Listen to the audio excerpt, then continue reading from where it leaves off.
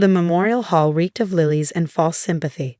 I stood at the entrance, watching my stepmother Diane orchestrate my father's farewell like a society gala, her black Chanel suit impeccable despite the Miami humidity. She air-kissed arriving guests while my half-siblings, Marcus and Sophia, flanked her like well-trained show dogs.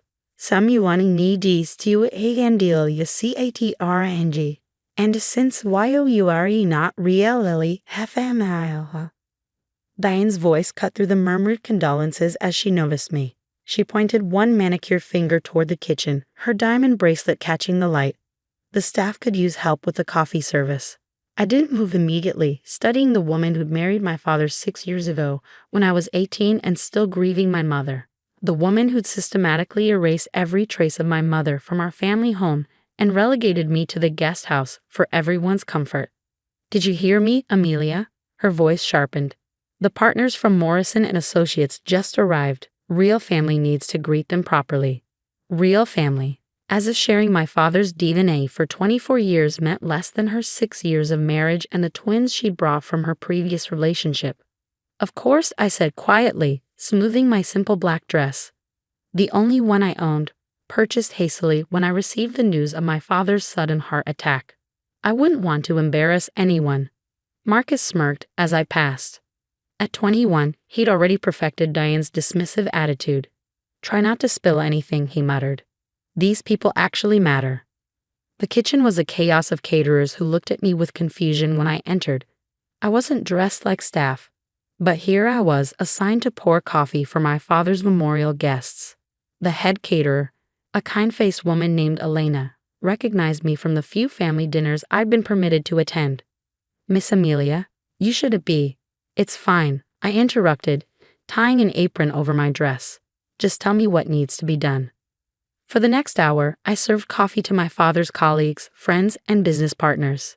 Some recognized me and showed flickers of confusion or pity. Most didn't spare me a second glance. I was invisible, just as Diane had intended.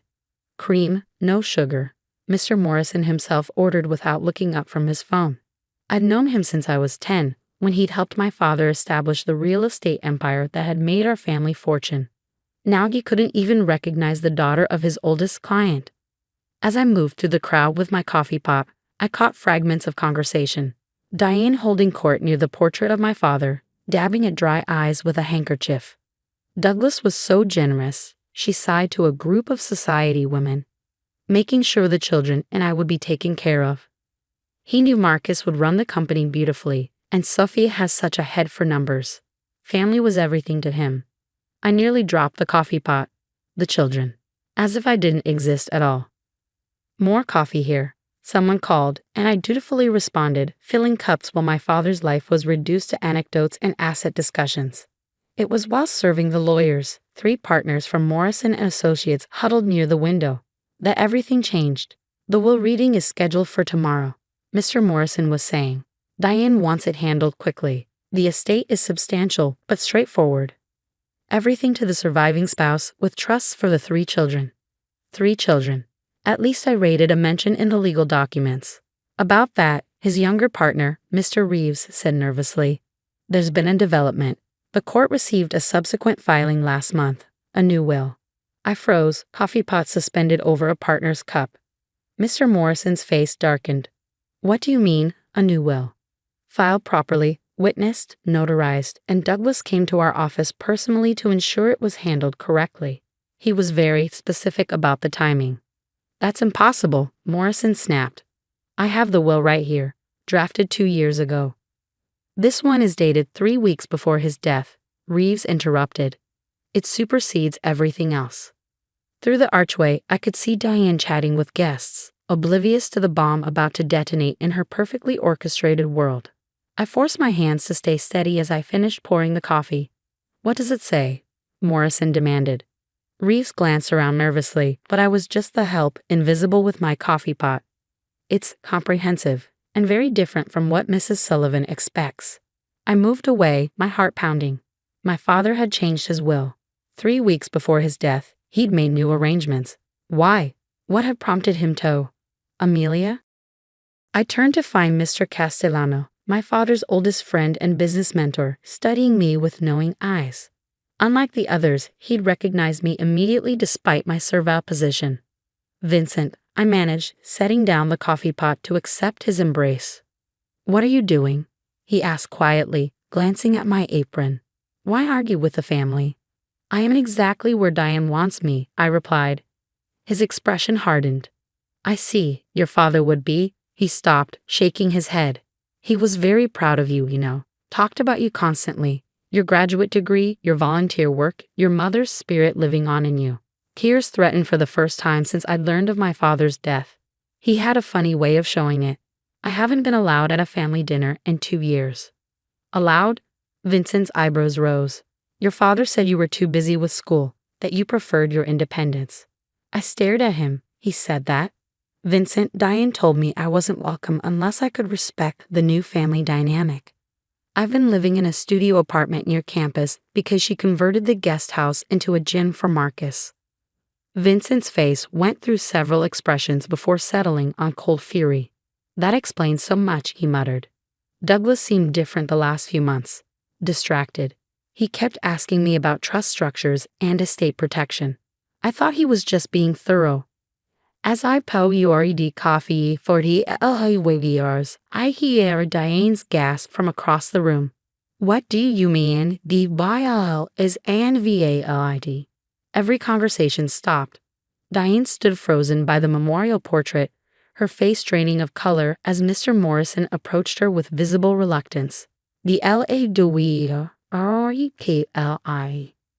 The real YLUA is FILED last Monte.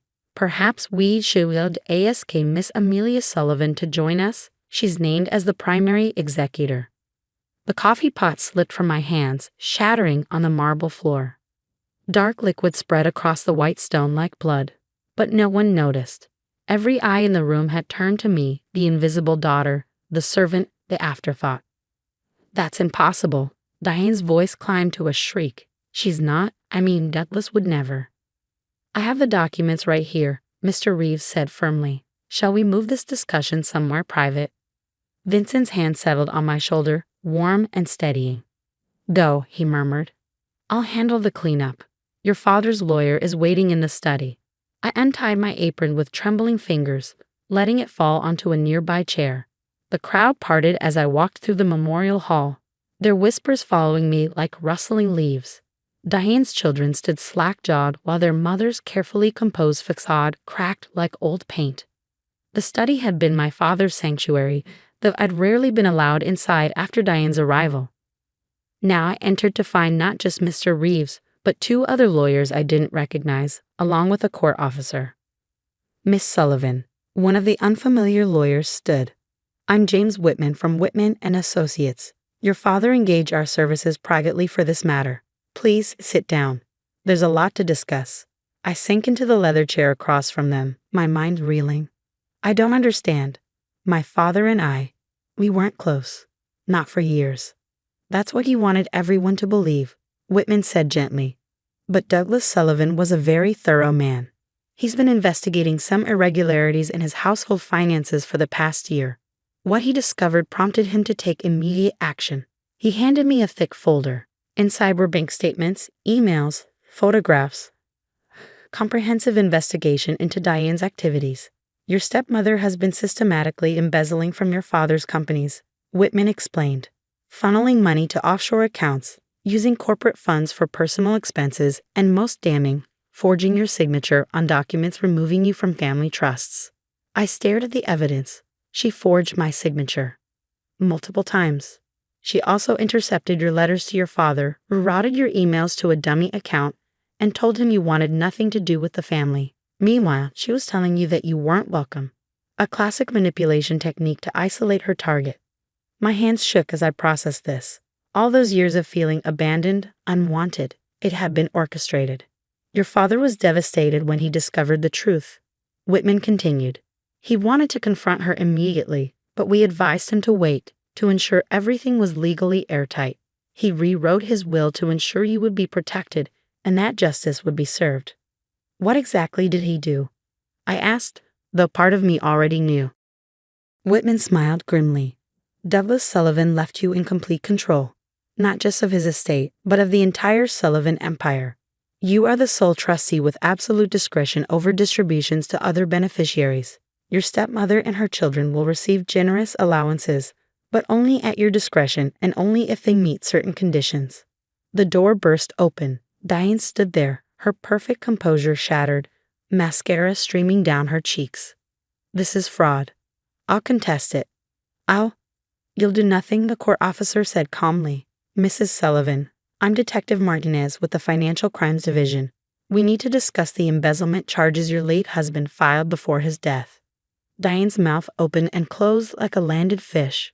Behind her, Marcus and Sophia clustered in the doorway, their earlier arrogance replaced by fear.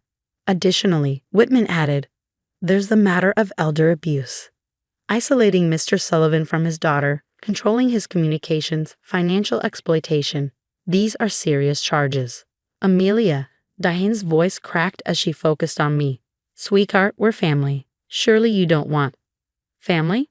I stood slowly, finding my voice at last. You told me I wasn't family. You made me serve coffee at my own father's memorial. You stole years from us, years I can never get back. I'll make it right, she pleaded. The money, I can return it. It's not about the money, I said quietly. It's about the lies, the manipulation, the cruelty. I looked at Marcus and Sophia, who seemed to shrink under my gaze. Did you know? Were you part of it? We didn't, Sophia started. They knew you weren't getting Dad's emails, Marcus admitted, unable to meet my highs. Mom said it was better that way, said you were after the money. The irony almost made me laugh. The one who was after the money was accusing me of being a gold digger. Detective Martinez stepped forward. Mrs. Sullivan, we need you to come with us for questioning. As Diane was led away, her designer heels clicking against the hardwood, she turned back one last time. Your father loved me, she said desperately. I made him happy. You made him a fool, Vincent said from the doorway. He'd been listening, along with half the memorial guests who'd followed the drama. But he figured it out in the end. That's why we're here. The study empty except for me, the lawyers, and Vincent. I sank back into the chair, overwhelmed by the magnitude of what had just happened. There's one more thing, Whitman said gently, pulling out an envelope. Your father left you a personal letter. He asked that you read it privately when you're ready. I took the envelope with my name written in my father's distinctive handwriting. Not yet. I wasn't ready yet. What happens now? I asked instead. Now, Vincent said, sitting beside me, you decide what kind of person you want to be. Your father left you power, absolute power over the people who wronged you. What you do with it will define who you are. I thought about Diane in handcuffs, about Marcus and Sophia's stricken faces, about the years of loneliness and rejection. The urge for revenge was strong, to use my newfound power to make them suffer as I had suffered. But then I remembered my mother, her grace and kindness, the values she tried to instill before cancer took her. I remembered my father before Diane, how he built his empire not through cruelty but through fair dealing and hard work.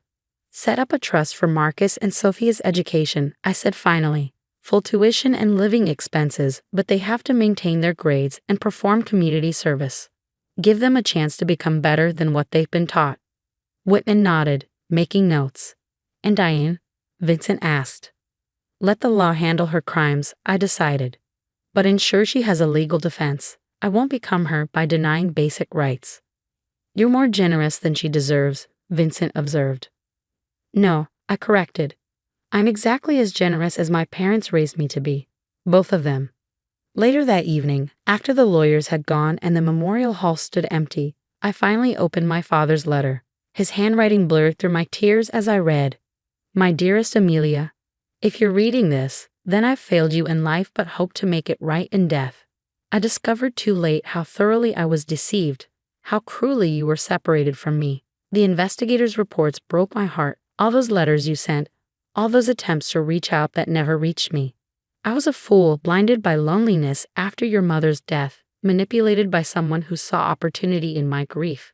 But you, my daughter, were never far from my thoughts. Every achievement of yours that I learned about through others filled me with pride. Your mother's strength lives in you. I've arranged things to give you the power to seek justice or mercy as you see fit. Whatever you choose, know that I trust your judgment. You are my true heir, not just in wealth but in spirit. I'm sorry for the lost years. I'm sorry for the pain. I hope someday you can forgive a foolish old man who loved you more than he knew how to show. All my love, Dad. I clutched the letter to my chest, finally allowing the tears to fall. The memorial guests were gone. The coffee was cleaned up, and I sat alone in my father's study, no longer the invisible daughter but the guardian of his legacy. Through the window, I could see the gardener tending to my mother's rose garden, the one piece of her that dying hadn't been able to erase. Tomorrow, I would have them plant new roses, one for each year we'd lost and one for the future we'd never have.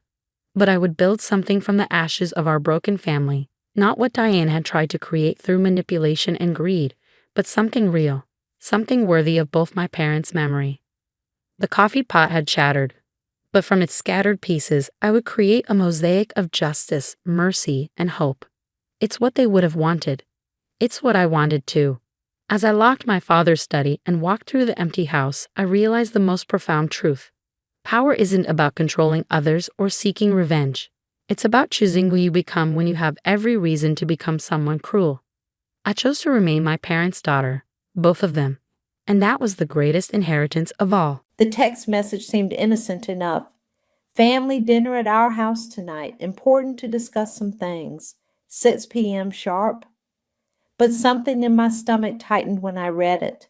Maybe it was the formal tone my father never usually used, or the way my mother had called 3 times yesterday asking about my spending habits. I'm Jennifer, and until 6 months ago, I was just another single mom trying to make ends meet while raising my beautiful 7-year-old son, Braden. Then my grandmother passed away, leaving me an inheritance that changed everything. $2.3 million to be exact. The money that was supposed to be a blessing now felt like a curse as I pulled into my parents' driveway. Braden was with his therapist. Thank God for that.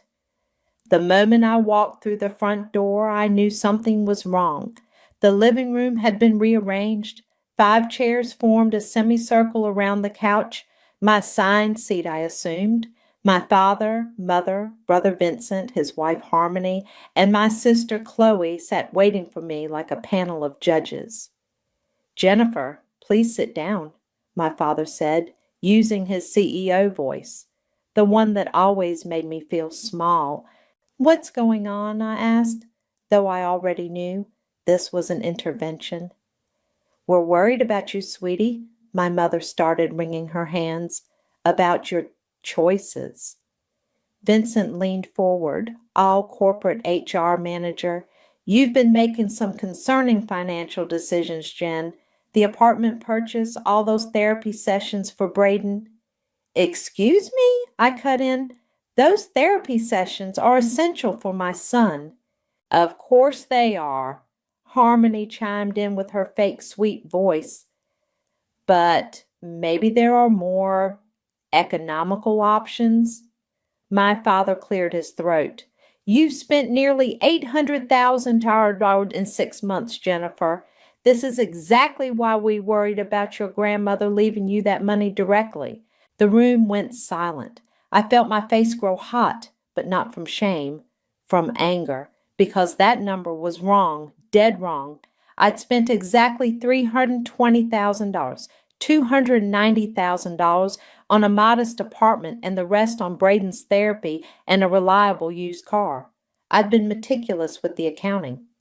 That's not correct, I said quietly. I can show you my statements. We've seen the numbers, Vincent interrupted. The joint account shows. What joint account? Another silence fell. My mother suddenly found her shoes fascinating. Vincent's face twitched.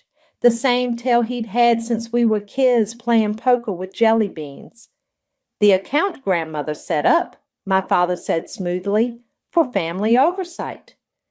My grandmother would never have done that. She was many things, but she trusted my judgment completely. She told me so repeatedly before she died.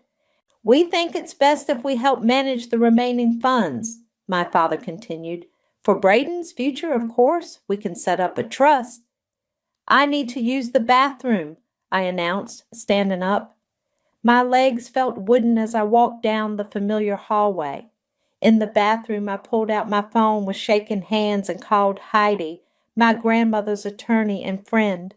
Did my grandmother set up any joint accounts? I whispered. Absolutely not, Heidi replied firmly. She was explicit about you having sole control. Why? I'll call you tomorrow, I managed, hearing footsteps approach.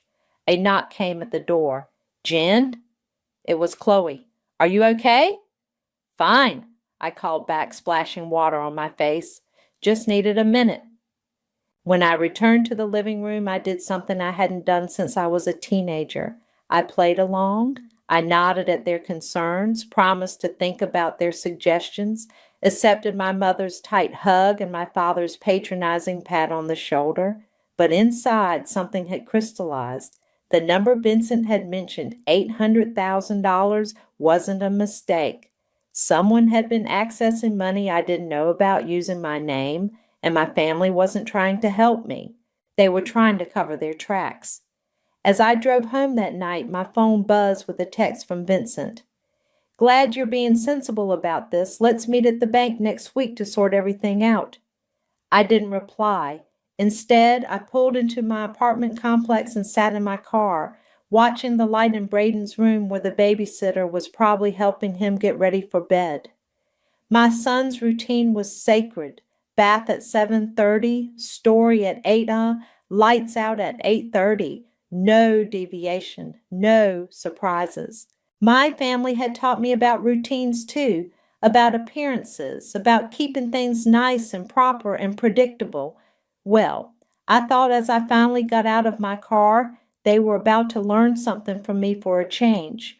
Starting tomorrow, I was going to teach them about consequences. This is fraud, Heidi said, spreading the bank statements across her desk. Pure and simple. Someone forged your signature to create this account. I stared at the documents, my coffee growing cold beside me. The joint account had been opened 3 months after I received my inheritance. The signature looked like mine, but the slight tremor in the J was wrong. I'd never noticed it before, but now it was glaringly obvious. Look at the withdrawal patterns. Heidi pointed to a series of transactions.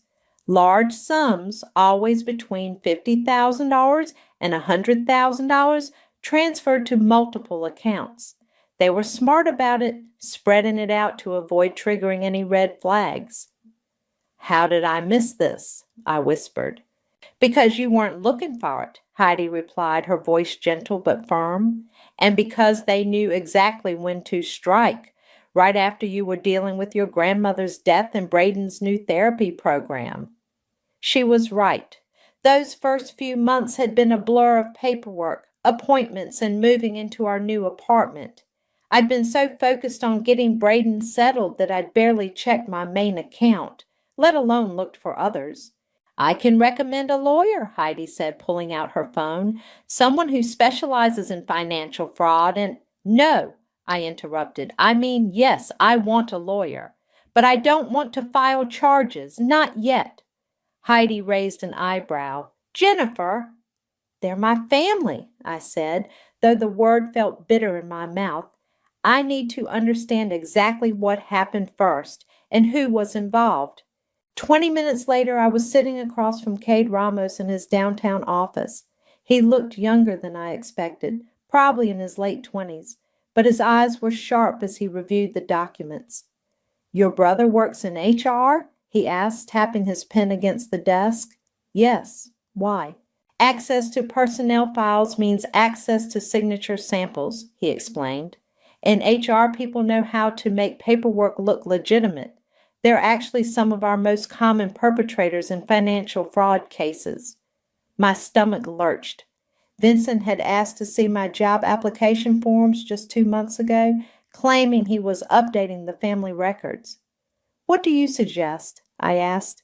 Cade leaned back in his chair. Well, if you want to build a case without tipping them off, we need evidence of intent. The forged account proves fraud, but proving who did it. He paused. How often does your family meet? They're pushing for weekly now, claiming they're worried about me. Perfect. He pulled out a small device from his desk drawer. This is a high-definition camera about the size of a button, completely legal in single-party consent states like ours. If they're planning something bigger, they'll talk about it eventually. You want me to record them? I want you to let them think they're winning, he corrected. People reveal the most when they think they're in control. I thought about my father's commanding voice, Vincent's smug smile, Harmony's false concern. There's a family dinner this Friday. They want to discuss my financial future. Even better. Cade handed me the camera. Your parents' house. Does it have good sight lines? Places where conversations carry? I almost laughed. The living room connects to the kitchen through an archway. Mom's terrible habit of eavesdropping is why Dad installed those sliding doors in his study. Those doors still get left open? Always. Dad likes to supervise from his desk. Cade nodded, satisfaction crossing his face. We'll need multiple angles. I can show you how to set everything up. He paused, studying me. Are you sure you want to do this? Once you start down this road? They stole from me, I said quietly, used my son's needs against me, made me doubt myself, and they're still doing it. I met his gaze. I'm not just sure, I'm ready. He handed me a business card with his personal number. Call me tomorrow.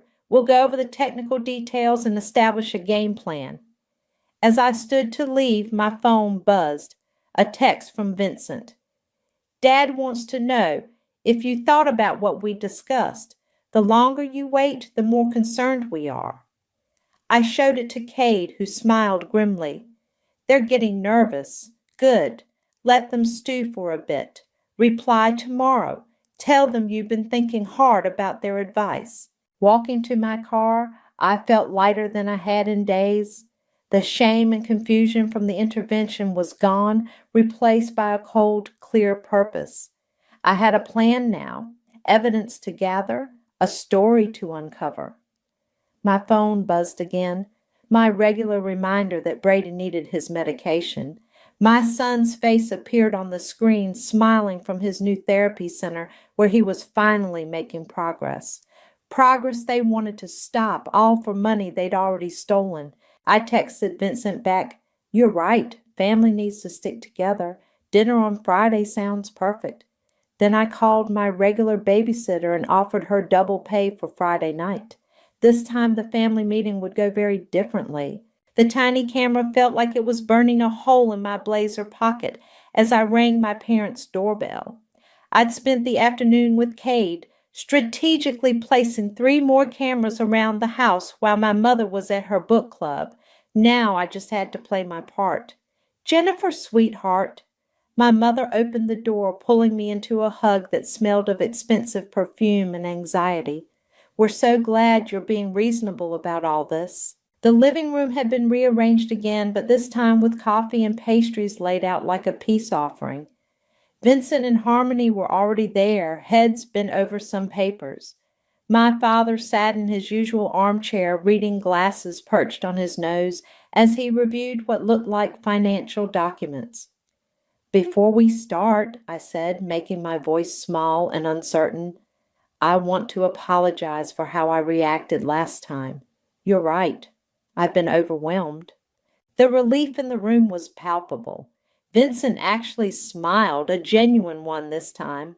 That's all we wanted to hear, sis. We're here to help. Speaking of help, Harmony chimed in, I've been researching some alternative therapy programs for Braden, much more affordable options. I forced myself to nod, even as my hands clenched under the table. The camera hidden in my button had a perfect view of her face as she pulled out a brochure for a program I'd already investigated and rejected for being understaffed and underqualified. Let's focus on the immediate issue, my father interrupted, sliding some papers across the coffee table. We've prepared a proposal for restructuring the inheritance. I picked up the documents, pretending to study them while positioning myself so the camera could capture every word. The proposal was worse than I'd imagined. They wanted complete control over the remaining funds, with a small monthly allowance paid to me for essential expenses. I don't understand some of these terms, I said, pointing to a paragraph. What's this about Family Oversight Committee? Vincent leaned forward eagerly. It's simple. Any major financial decisions would need approval from at least 2 family members to protect you from impulse purchases, you know. Like my apartment? I asked innocently. Exactly, Harmony exclaimed. I mean, it's a nice place, but you could have gotten something much more sensible, maybe even invested the difference. Like you did with your spa? The words slipped out before I could stop them. The room went silent. Harmony's face flickered with something, fear? Before she laughed nervously. What do you mean? I just noticed your new business opened right around the time I got my inheritance, I said, keeping my tone casual. Must have required quite an investment. Harmony's business ventures are not the topic here, my father cut in sharply.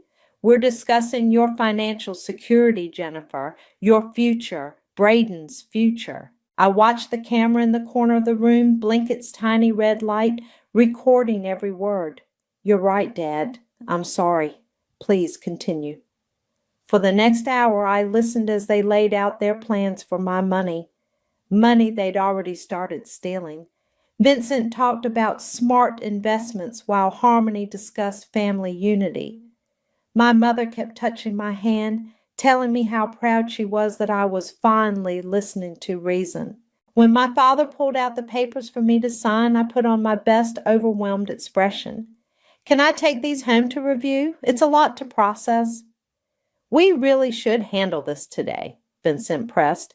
The sooner we set this up, let her take them, my mother interrupted, shooting Vincent a warning look. Jennifer needs to feel comfortable with this decision. I gathered my things, hugging each of them goodbye. As I reached the door, my father called out, We'll expect your answer by Monday, Jennifer. No more delays. In my car, I took several deep breaths before pulling out my phone to text Cade. Done. Got everything. His reply came quickly. Come to the office. You're not going to believe where that money went. The next hour in Cade's office felt surreal as he played back the footage while cross-referencing financial records. The cameras had caught everything, including a whispered conversation between Vincent and Harmony in the kitchen about their investment returns. Look at these transfers, Cade said, pulling up a series of bank records. The money from your forged account went to multiple destinations. $300,000 to Vincent's private investment portfolio, $250,000 to Harmony's spa startup. The rest scattered across various accounts, all connected to your family members. I stared at the numbers, feeling sick. They really thought they'd get away with this. They still think they are, Cade corrected, a slight smile playing on his lips, which is exactly what we want, because now we have them on camera, practically confessing to their plans. He leaned back in his chair, ready for phase 2. I thought about Braden, about his therapy sessions they wanted to cut, about the trust they'd broken. Yes, I said firmly, it's time they learned what real family loyalty means. Your grandmother's house is on the market, Heidi announced during our morning meeting. The estate agent just listed it yesterday. I nearly dropped my coffee. The Victorian mansion on Maple Drive had been my childhood sanctuary, the only place I'd felt truly safe. My mother had always coveted it, dropping hints to my grandmother about keeping it in the family for years. How much? I asked. $1.2 million. It needs work, but the location alone. Heidi paused, studying my face. Jennifer, what are you thinking? I pulled out my phone, showing her the latest text from Vincent. Dad's getting impatient about those papers. Don't make this difficult. I'm thinking it's time to hit them where it really hurts, I said. Can you arrange a viewing? An hour later, I stood in my grandmother's foyer, memories washing over me, the grand staircase where I'd hide with books, the window seat where she'd taught me to knit, the sunny kitchen where she'd listened to my problems while baking cookies. The previous owner made some unique modifications, the real estate agent was saying, the elevator, for instance, and the wider doorways. Perfect for wheelchair accessibility, I murmured, thinking of Braden's occupational therapist mentioning how helpful such features would be as he grew older. I'll take it, I said. Full asking price, but I want to close quickly and quietly. Back at Cade's office, I laid out my plan. His eyes widened as I explained what I wanted to do with the house. That's brilliantly cruel, he said finally. Your mother's going to lose her mind. The renovation plans are already drawn up, I said, spreading the blueprints across his desk. Full accessibility features, sensory room for Braden, everything we need, and everything my mother always wanted but could never have. Speaking of your mother, Cade pulled up some new financial records. We found something interesting. That spa of Harmony's, your mother's been laundering money through it, small amounts but consistent. I felt my jaw clench. Show me. The evidence was clear. Regular appointments that never happened, services that didn't exist. My proper, perfect mother was helping cover their tracks. My phone buzzed. A video message from Braden's therapist showing him successfully completing a new social skills exercise. I played it twice, tears pricking my eyes. This was what they wanted to take away from him. There's something else, Cade said quietly, pulling out a small recorder. We found this in your grandmother's safety deposit box. Heidi remembered it being there. He pressed play, and my grandmother's voice filled the room. Jennifer, sweetheart, if you're hearing this, something's happened. I need you to know, Vincent came to me last year asking for money, significant money. I refused. He didn't take it well. Don't trust him with even a dime. Your father enables him, always has. The money I'm leaving you, it's yours, all yours. Don't let anyone tell you different. The recording ended. I sat in silence, processing this final gift from my grandmother. Validation that I wasn't crazy, that she'd seen through them too. We'll add this to the evidence, Cade said. But about the house, are you sure you want to go through with it? It's a lot of money in the renovations. I'm sure, I interrupted. But we need to move fast. I want everything ready before they realize what's happening. That afternoon, I met with contractors, interior designers, and accessibility specialists. The plans were ambitious, converting the formal dining room into a therapy space, installing smart home features for Braden's independence, creating a sensory garden in the backyard. As I walked through the empty rooms, I could almost hear my mother's voice from years ago. One day, this house will be mine. Your grandmother can't live forever. My phone buzzed again, another demanding text from Vincent about the papers. I ignored it instead, calling Heidi to start the purchase process. One more thing, I told her. Make sure all the paperwork goes through your office. I don't want anyone at the local firms knowing about this yet. That night, as I tucked Braden into bed, he asked about the pictures I'd been looking at on my laptop. Is that where we're going to live? He asked, pointing at the Victorian house. Would you like that, buddy? It has a big yard, and we're going to make it perfect for you. He nodded solemnly. Will Grandma and Grandpa visit? I kissed his forehead, thinking about the cameras, the evidence, the plans in motion. No, sweetheart, this house is just for us. As I closed his door, another text arrived, this time from my father. Family meeting tomorrow, non-negotiable. I smiled in the darkness. Perfect timing, I whispered to myself. Absolutely perfect. I arrived at Harmony's spa for the family meeting, wearing my most defeated expression. The cameras were already in place. Cade had helped me plant them during my consultation yesterday. Now I just had to sell my breakdown. I can't do this anymore, I announced as soon as everyone was seated in the spa's private lounge. You're right, I'm in over my head. The looks they exchanged were almost comical, relief mixed with poorly concealed triumph. Vincent actually reached over to pat my hand. It's okay, sis. We knew you'd come around eventually. I let my voice crack. I need to know Braden will be taken care of. Of course he will be, Harmony exclaimed right on cue. In fact, I've already found a wonderful group therapy program, much more cost-effective. My mother nodded enthusiastically. And you could move into something smaller, that apartment of yours. About that, I wiped at fake tears. I've decided to sell it, start fresh. Excellent decision, my father said, pulling out the papers I'd conveniently forgotten last time. Now, let's get everything in order. I watched as they laid out their plan, each word caught on camera. Vincent explained how they'd protect my assets. Harmony detailed the reasonable monthly allowance they'd give me. My parents nodded along, occasionally adding how proud they were of my maturity.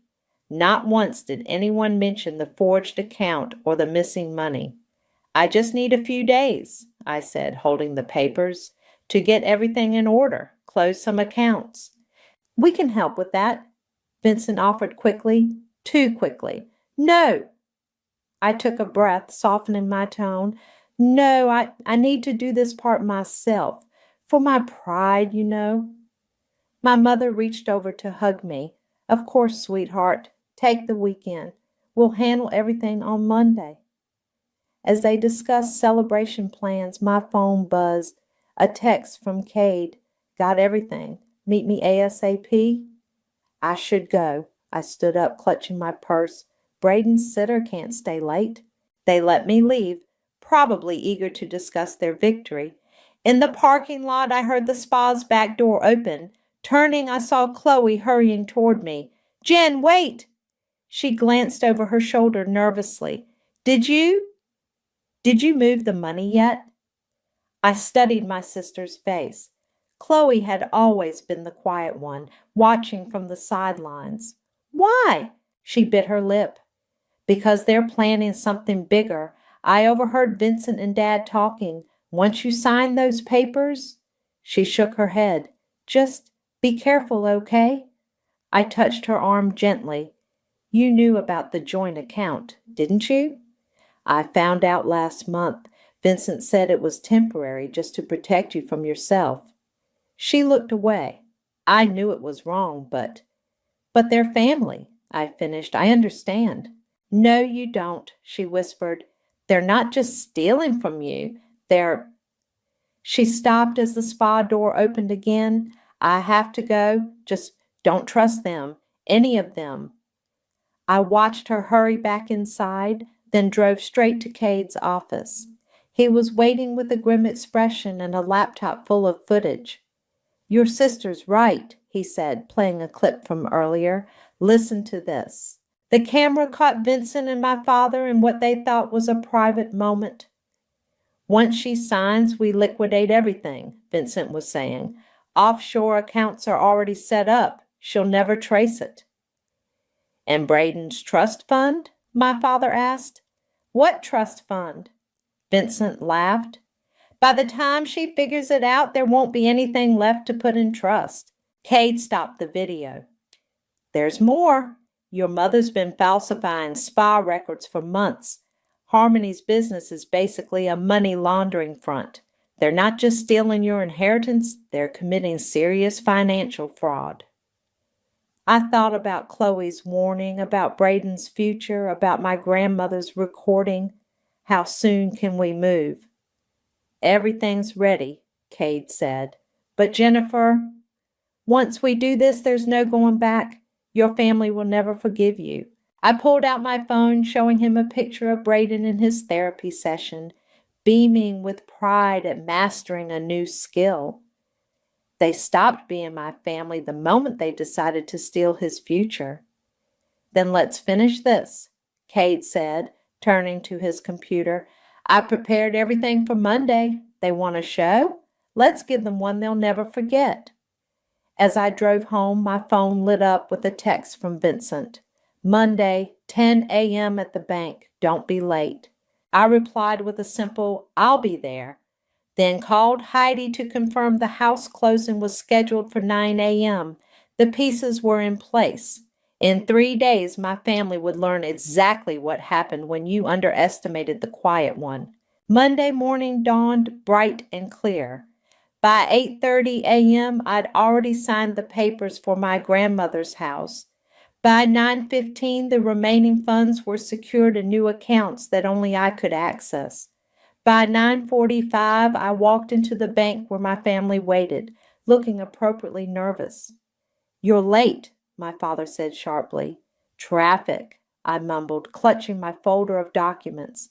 Not the ones they expected me to sign, but they didn't know that yet. Vincent had already commandeered a conference room. Harmony sat beside him, tapping away at her phone, while my mother fussed with the coffee service. The bank manager hovered nearby, clearly impressed by my father's commanding presence. Before we start, I said quietly, I'd like to play something for you. I pulled out my phone and a small speaker. Jennifer, we don't have time for, Vincent began. I pressed play. His own voice filled the room. Once she signs, we liquidate everything. Offshore accounts are already set up. She'll never trace it. The color drained from Vincent's face. My father's coffee cup froze halfway to his mouth. That's not, Harmony started, but I played another clip, this time of her discussing money laundering through the spa with my mother. Turn that off, my father demanded. Why? Afraid the bank manager might hear something interesting? I raised my voice slightly, knowing the manager was just outside. Like how you forged my signature to create a joint account. You're making a scene, my mother hissed. No, I'm making a point. I opened my folder and spread out bank statements, transaction records, and screenshots. You stole from me. Used my son's disability as an excuse to control me, tried to gaslight me into thinking I was irresponsible. Vincent stood up trying to gather the papers. This is ridiculous. You're having another breakdown. Sit down, I said coldly. I'm not finished. To my surprise, he sat. I've spent the last month gathering evidence, every conversation, every transaction, every lie. It's all documented. The authorities already have copies. I looked at each of them in turn, but I wanted to give you one chance to explain yourselves, to tell me why. The silence stretched.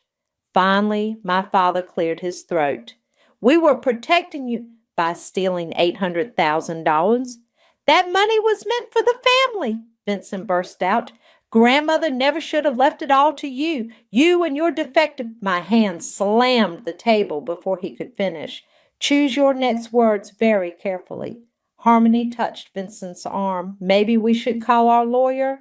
Already taken care of, I said sweetly. The FBI received an anonymous tip about financial fraud and money laundering this morning. They're probably visiting your spa right now. As if on cue, Harmony's phone buzzed. The color drained from her face as she read the message. You can't prove anything, my father said, but his voice lacked conviction. I pulled out one final document, my grandmother's last recording, professionally transcribed. Actually, I can prove everything, but here's what's going to happen instead. I laid out my terms. They would resign from any positions of financial authority, repay every stolen penny, and never contact me or Braden again. And if we refuse, my father asked, then at 10:30, every major news outlet receives proof of how a respected corporate HR director and his family systematically defrauded his disabled nephew's inheritance. I'm sure your colleagues would find that fascinating, Vincent. My mother started to cry. Jennifer, please, we're family. No, I cut her off. Family doesn't do this. Family doesn't steal from children. family doesn't forge signatures or create fake accounts or try to destroy evidence of their crimes. I stood up, gathering my papers. You have 1 hour to decide. Oh, and one more thing. I smiled, thinking of the house keys in my purse. Grandmother's house just sold. I know how much you wanted it, Mom. Too bad you'll never see the inside of it again. As I reached the door, Vincent called out, You'll regret this. You need us. I turned back one last time. No, Vincent. I needed you years ago when Braden was diagnosed, when his father left, when I was struggling alone. But you were all too busy judging me, controlling me, stealing from me. I straightened my shoulders. I don't need you anymore. I never will again. The bank manager was definitely eavesdropping now, along with several customers. Perfect. 1 hour, I reminded them. After that, everything goes public. I walked out of the bank into the sunshine, ignoring my mother's calls behind me. My phone buzzed, a text from Cade. FBI just raided the spa. Harmony's books are being seized. Another message popped up, this one from Chloe. I heard what happened. You did the right thing. Call me sometime? I smiled, getting into my car. The day wasn't over yet, but phase 1 was complete. Now I just had to wait for the dominoes to fall.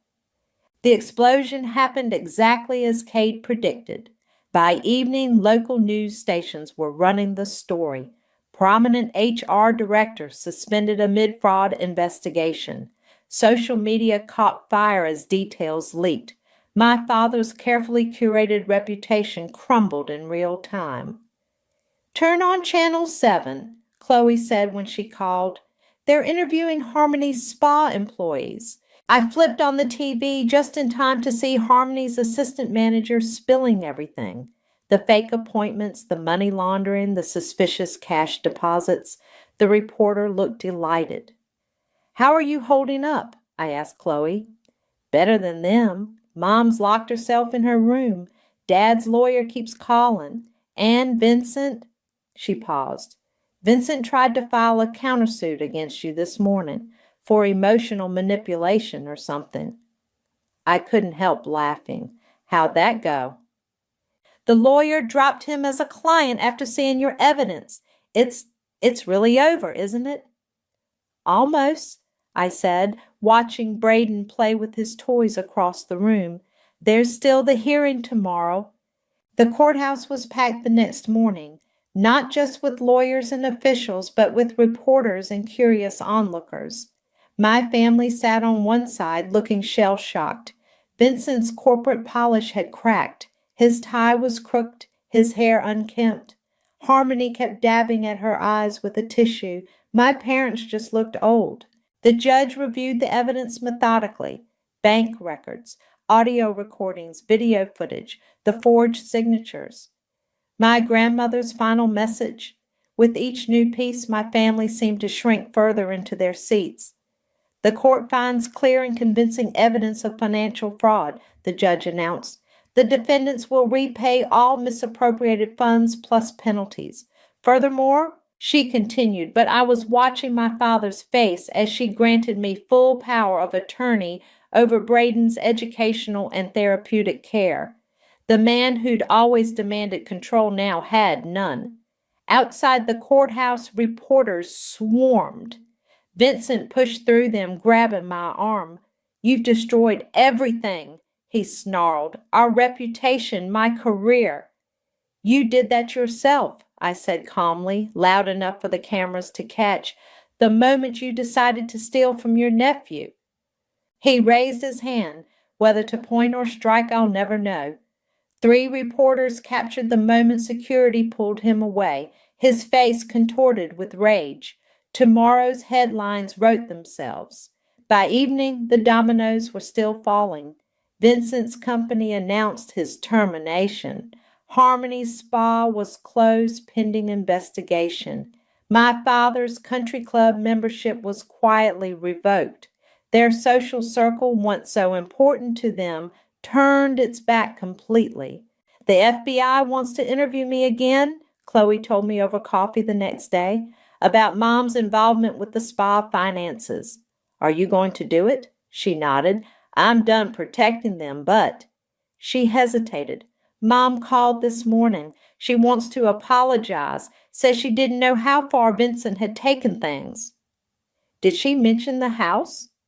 No, but I heard her crying about it to her friends. She always thought she'd end up living there. I stirred my coffee, thinking about the contractors already starting renovations. Some dreams aren't meant to come true.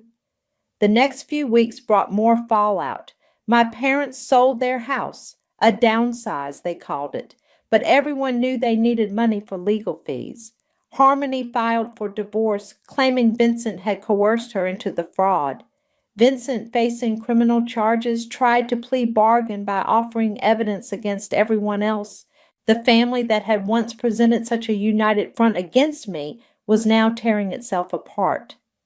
Your grandmother would be proud, Heidi said when I stopped by her office to sign the final paperwork. She always said you were stronger than they knew. I just wish... I paused, surprising myself with tears. I wish it hadn't come to this. They gave you no choice, she reminded me gently.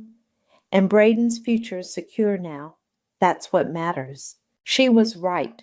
The court had established a protected trust for Braden's care, funded by the repaid money. His therapy would continue, his future education guaranteed. Everything my family had tried to take from him was now legally his. My phone buzzed. A text from my mother. Please, Jennifer, we're still family. I thought about responding, but what was left to say? They'd shown me exactly what family meant to them. Now I was showing them what it meant to me. Instead, I texted Chloe, "Coming to the housewarming next week?" Her reply was immediate. "Wouldn't miss it. Braden's going to love his new sensory room." I smiled, putting my phone away. The revenge was complete, but it didn't feel like victory. It felt like freedom, like finally being able to breathe. And somewhere I hoped my grandmother was watching, knowing her faith in me had not been misplaced. The moving truck pulled away from my grandmother's, no, my house, as the autumn sun painted the Victorian's facade in warm golden light. Braden ran up the wheelchair-accessible ramp, already comfortable in his new home. "Mom, come see my room again." I followed him up, passing the newly installed elevator through wide doorways designed for future needs. The contractors had finished ahead of schedule, transforming the old house into something both beautiful and practical. "The sensory room is amazing," Chloe said, carrying in a box labeled kitchen. "Those light panels are exactly what Braden needed." "Wait until you see the therapy space," I replied, leading her through the house. The occupational therapist helped design it. The doorbell rang, Heidi and Kate arriving with housewarming gifts. As I opened the door, a familiar car drove slowly past the house. My mother's silver Mercedes, just like every day this week. "Still driving by?" Kate asked, handing me a bottle of wine. "She'll stop eventually." I hoped. The restraining order would make sure of it if she didn't. We gathered in the kitchen, the same kitchen where my grandmother had once listened to my troubles. Now it was filled with new friends who'd become family. Heidi arranged cookies on my grandmother's old serving plate while Cade helped Braden unpack his favorite dinosaur collection. "Mail came," Chloe said, bringing in a stack of envelopes, "including this." She handed me a thick envelope. Vincent's plea bargain details. He'd gotten 5 years, reduced from 12 for testifying against his co-conspirators. Harmony had gotten probation and community service. My parents had avoided jail time but were bankrupted by fines and restitution payments. "You don't have to read it now," Chloe said gently. "No, I want to." I opened the envelope, scanning the documents. They're required to attend financial ethics training. And look, Vincent has to write apology letters to everyone he defrauded. Will you read his? Eventually. I tucked the papers away. But not today. Today is about new beginnings. Braden came running in. Mom, the Lightroom is making the colors you promised. We all followed him to the sensory room, watching as LED panels shifted through soothing patterns. Braden sat in the middle, completely at peace. His therapist had been right. The predictable light sequences helped him regulate his emotions better than any medication. Remember when they said this was too expensive? Chloe murmured. That group therapy would be good enough. I squeezed her hand. Thank you for warning me, for choosing the right side. I chose the only side. She watched Braden playing. They were wrong about everything, about you, about him, about what family means. The doorbell rang again. This time it was the neighbors, bringing welcome baskets and curious smiles. I introduced myself and Braden, watching their faces for any sign of judgment. Instead, I saw only warmth as Braden showed them his dinosaurs. The school called, I told Chloe later as we unpacked boxes in the study, my grandmother's old room. They're excited about the sensory tools we donated. They're setting up a special education program. Mom would hate that, Chloe said. Her grandson inspiring actual change in the community? Scandalous. We laughed, but it was true. My mother had always worried about appearances. Now her worst fear had come true. Everyone knew her family's secrets, but those secrets had led to something positive, something bigger than our drama. Found this, Chloe said, pulling out an old photo album. My grandmother smiled from the pages, arm around a younger me. She knew, didn't she, what they were capable of? She knew what I was capable of, I corrected. She just waited for me to figure it out myself. The day wound down. Heidi and Cade left with promises to visit soon. The neighbors invited Braden to meet their kids tomorrow.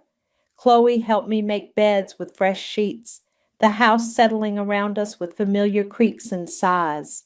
Finally, it was just Braden and me. We sat in the window seat, the same one where I'd once hidden with books, watching the sunset paint the sky. Do you miss the old house?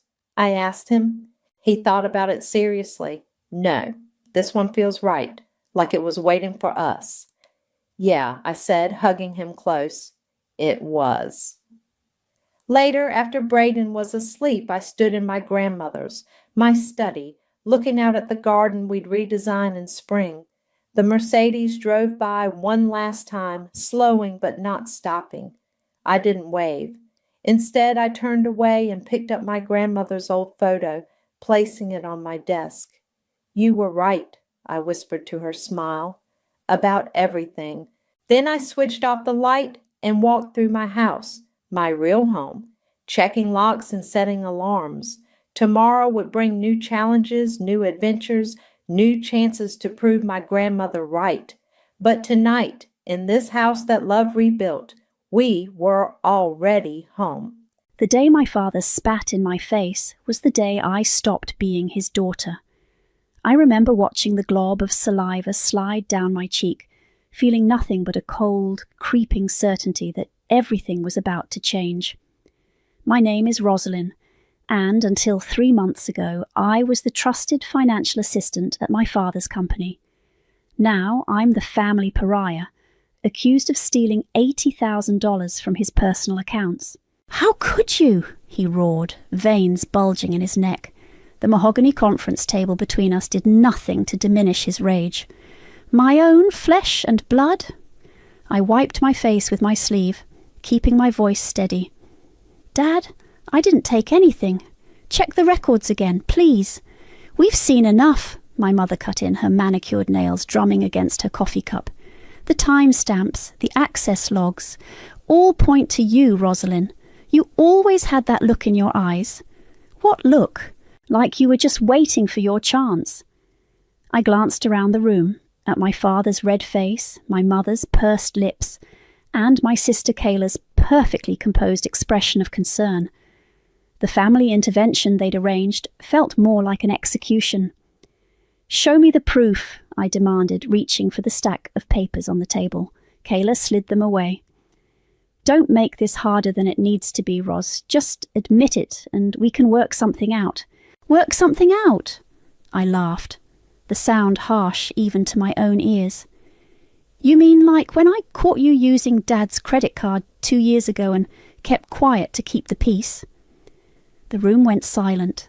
Kayla's face flickered for just a moment before settling back into concerned sister mode. That was different, she said softly. I was young and I paid it back. This is $80,000, Roz. Who does that to their own family? My father slammed his hand on the table. Enough! I want you out of my house and out of my company by tonight. The police have already been notified. You called the police? My voice cracked. Without even letting me explain. Explain what? My mother stood, smoothing her silk blouse. How you betrayed everyone who ever trusted you. How you threw away everything we gave you. Your father gave you a career, a future. He gave me a job because he needed someone he could trust.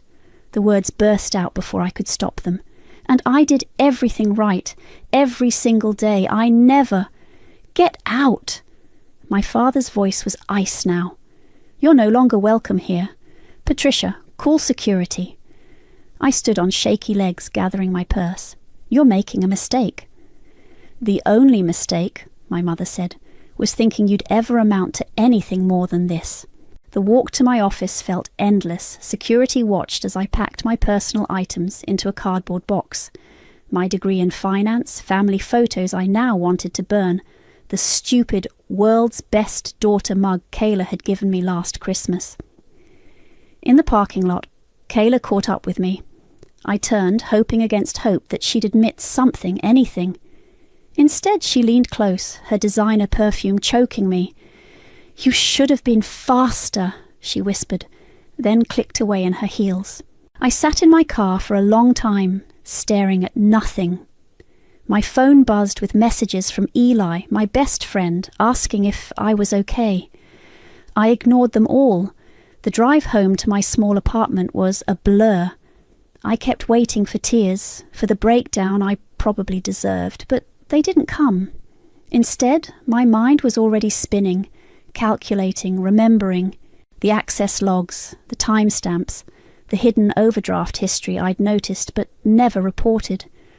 All the times Kayla had asked for my login credentials, just to check something quick. I pulled into my parking spot and grabbed the box of belongings. A photo slipped out, last year's Christmas party, the whole family together. Kayla in the centre, of course, glowing in her red dress. Me on the edge, always on the edge. My phone buzzed again. This time it was my Uncle Brian, the family black sheep who'd been cast out years ago, for reasons nobody discussed. I heard what happened, his text read. History repeats itself in this family. Call me when you're ready for the truth. I deleted the family photo and walked into my apartment. They wanted a villain, fine, but they'd forgotten something crucial about me. I was damn good at my job, and every villain needs a proper origin story. Opening my laptop, I pulled up my personal records. Years of careful notes, backed up files and copied emails. I'd kept them as insurance, never thinking I'd need them. Time to get to work, I muttered, cracking my knuckles. My father had taught me 2 important lessons in business. Always keep receipts, and never start a war you can't win. Well, Dad, I thought, let's see if those lessons paid off. Because this wasn't about money anymore. This was about truth. And I was going to make them choke on it. 3 cups of coffee and 5 hours into my investigation, I found the first crack in their perfect lie. My hands shook as I dialed a number I hadn't used in months. Amelia Johnson speaking. Amelia, it's Rosalind. I need a favour. A pause. I heard what happened at Delgado Financial. Your father sent out quite the memo. I bet he did. I took a deep breath. Remember that conversation we had about irregular account activities last year? The ones you flagged but were told to ignore? Of course. I still have the paperwork. I sat up straighter. You kept it? Honey, I've been in banking long enough to know when something smells wrong. Those transactions weren't normal, and your sister's spending patterns were... Wait, I interrupted. You knew it was Kayla. Suspected. But you shut down any investigation before it started. Said it was a family matter. I closed my eyes, remembering. I'd covered for Kayla so many times it had become instinct. I need those records, Amelia. All of them. This could cost me my job. They're trying to send me to jail for theft. Please. Another pause. Give me an hour. And, Rosalind, be careful. Rich families have long memories. While waiting, I spread my evidence across my living room floor. Bank statements, transaction logs, even birthday cards with telling dates. A pattern emerged. Small withdrawals at first, growing bolder over time. My phone buzzed.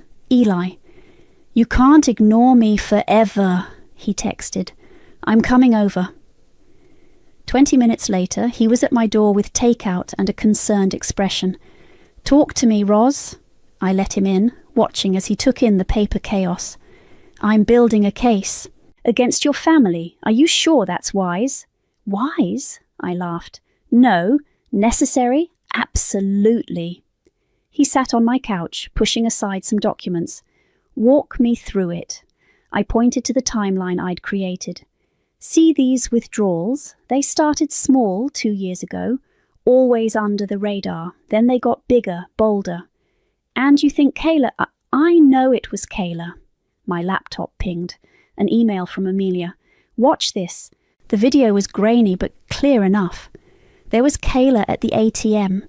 Timestamp matching the exact moment $80,000 disappeared from our father's account. She wasn't even trying to hide her face. Holy shit, Eli whispered. She used my login credentials, ones I'd given her months ago when she claimed she needed to check something for Dad. I was an idiot. You were being a good sister. I was being a fool. I pulled up another document. Look at these offshore account attempts, all traced back to her IP address. Eli leaned forward. What are you going to do? First, I'm going to... My phone rang. Unknown number. Rosalind? A familiar voice. Uncle Brian. Got time for that chat. I put him on speaker. What did you mean about history repeating itself? Your father's not as clean as he pretends. 20 years ago, he accused me of stealing company funds. Sound familiar? My hand froze over the keyboard. What happened? I found irregularities in his accounts. When I confronted him, suddenly I was the thief. Your mother backed his story. The whole family turned their backs. Why didn't you fight back? I did, but money talks, and your father had more of it. Be smarter than I was, Rosalind. Follow the money all the way down. After hanging up, I turned to Eli. I need your help. With what? Dad's birthday is next week. He always gets a digital portfolio presentation, something I used to prepare. This year, Kayla's handling it. And, I smiled, pulling up my old work files. And I still have admin access to the presentation software. Time to add some special features. Ros, Eli's voice was worried. This could destroy your family. They destroyed themselves when they chose lies over truth. I started typing. I'm just making sure everyone sees it. My phone buzzed again. Amelia, sending more files. Found something interesting, her message read. Check the transfer patterns against your sister's social media posts, specifically her Dubai trip last month. I pulled up Kayla's Instagram. There she was, posing by the Burj Khalifa, dripping in new designer clothes. The dates matched perfectly with a series of suspicious transfers. Got you, I whispered. What's next? Eli asked. I turned to him, my plan crystallizing. Dad's birthday dinner is always at La Maison. The whole family will be there, plus half the board members. Perfect time for a little show and tell, don't you think? This is going to get ugly. It already is ugly. I held up the ATM photo. They just don't know it yet. I worked through the night, embedding evidence into what looked like a normal celebration portfolio. Every photo, every achievement slide had a secret waiting to be revealed. Let them eat cake, I thought. I'll serve the truth for dessert. I sat alone in my apartment, watching the clock tick towards 7. La Maison would be seating my family right about now. My mother would be adjusting her pearls, my father straightening his tie, and Kayla, sweet, innocent Kayla, would be preparing to present the birthday portfolio she'd worked so hard on. My phone lit up. Eli. Last chance to call this off. Not a chance, I texted back. I poured myself a glass of wine, the expensive kind I'd been saving for a special occasion. This felt special enough. My laptop was open to the presentation software, cursor hovering over the begin button. 7:15 p.m. Right on schedule, I saw Kayla log in to start the presentation. I could picture the scene, the private dining room, the projector screen, everyone's attention focused forward. My father would be at the head of the table, probably already 2 drinks in. I clicked execute. The first few slides played normally, childhood photos, business achievements, the carefully curated story of a successful family man. Then came slide 7. My phone exploded. First call, Kayla, ignored. Second call, mother, ignored. Third call, father, ignored. Fourth call, Uncle Brian, I answered. You magnificent beast, he laughed. I'm watching from the bar. Your sister just turned whiter than the tablecloth. How's Dad taking it? He knocked over his wine when the ATM footage started playing. Patricia's trying to end the presentation, but someone, wonder who, seems to have locked the controls. I smiled, sipping my wine. Technical difficulties can be so frustrating. The board members are watching everything. Your father's lawyer just arrived. Bit late for damage control. Another call beeped through. Amelia. Hold on, Uncle Brian. Rosalind. Amelia's voice was urgent. The subpoena just went through. They can't touch those records now. They're officially part of a fraud investigation. Perfect timing.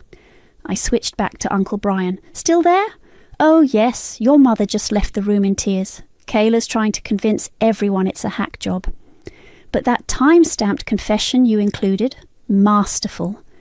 My phone buzzed with texts. Kayla. What have you done? Mother. Call me immediately. Father. My office, tomorrow, 9 a.m. Unknown number. Ms. Delgado, this is Robert Kane from the Financial Review Board. We need to discuss your recent evidence submission. I forwarded the last one to Amelia. She responded instantly.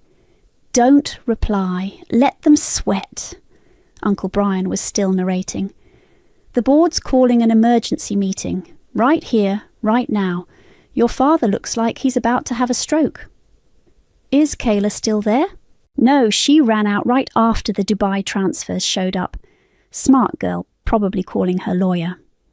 My wine glass was empty. I considered a refill but needed my head clear.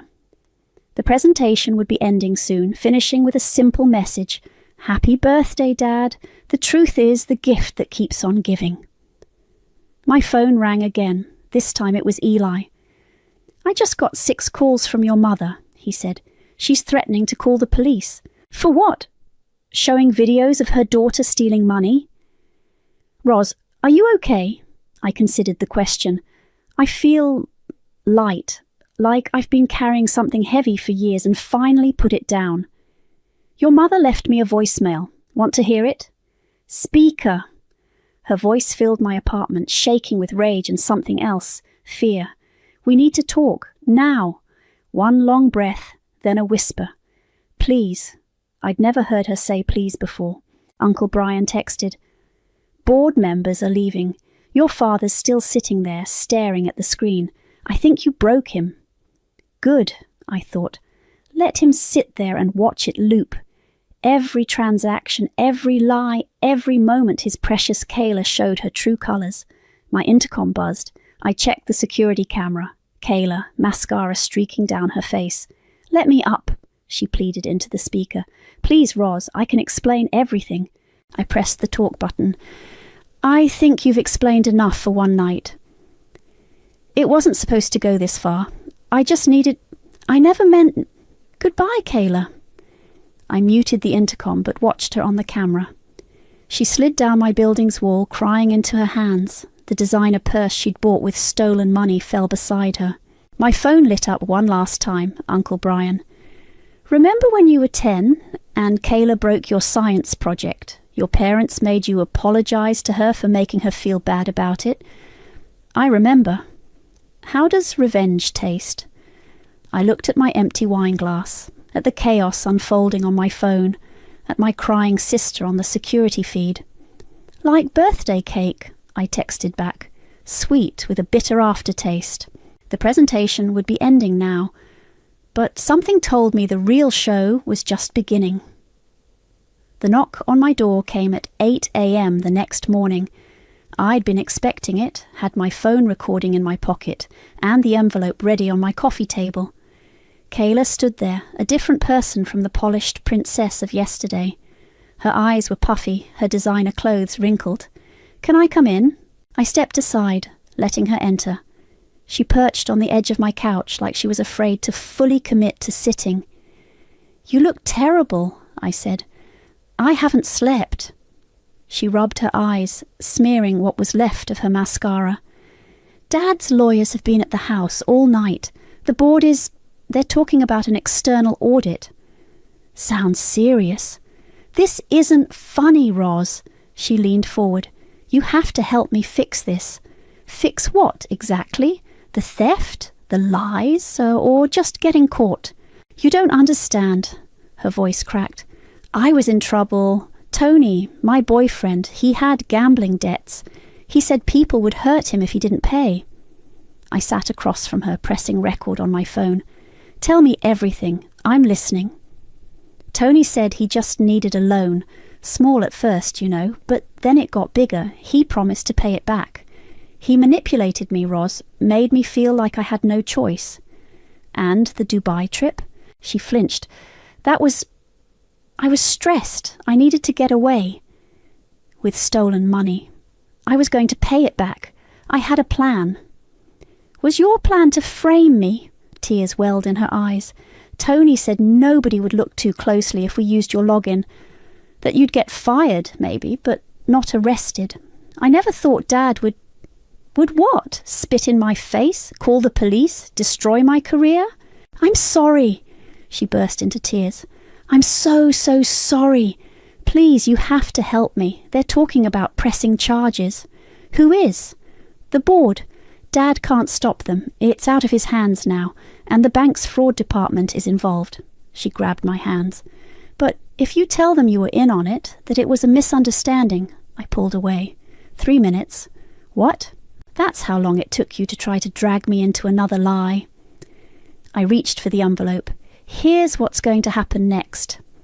She opened it with shaking hands. Her face went pale. "What is this?" "A certified letter demanding reimbursement of $82,536, including legal fees. Court date is already set." "You're actually suing family over money?" I leaned forward. "You sued me first, just did it sneakier." "I can't pay this. Everything I had went to Tony's debts." "Ah, yes, Tony." I pulled out my phone, showing her a screen. "The boyfriend who, according to his social media, was in Vegas last week with his actual girlfriend, while you were in Dubai."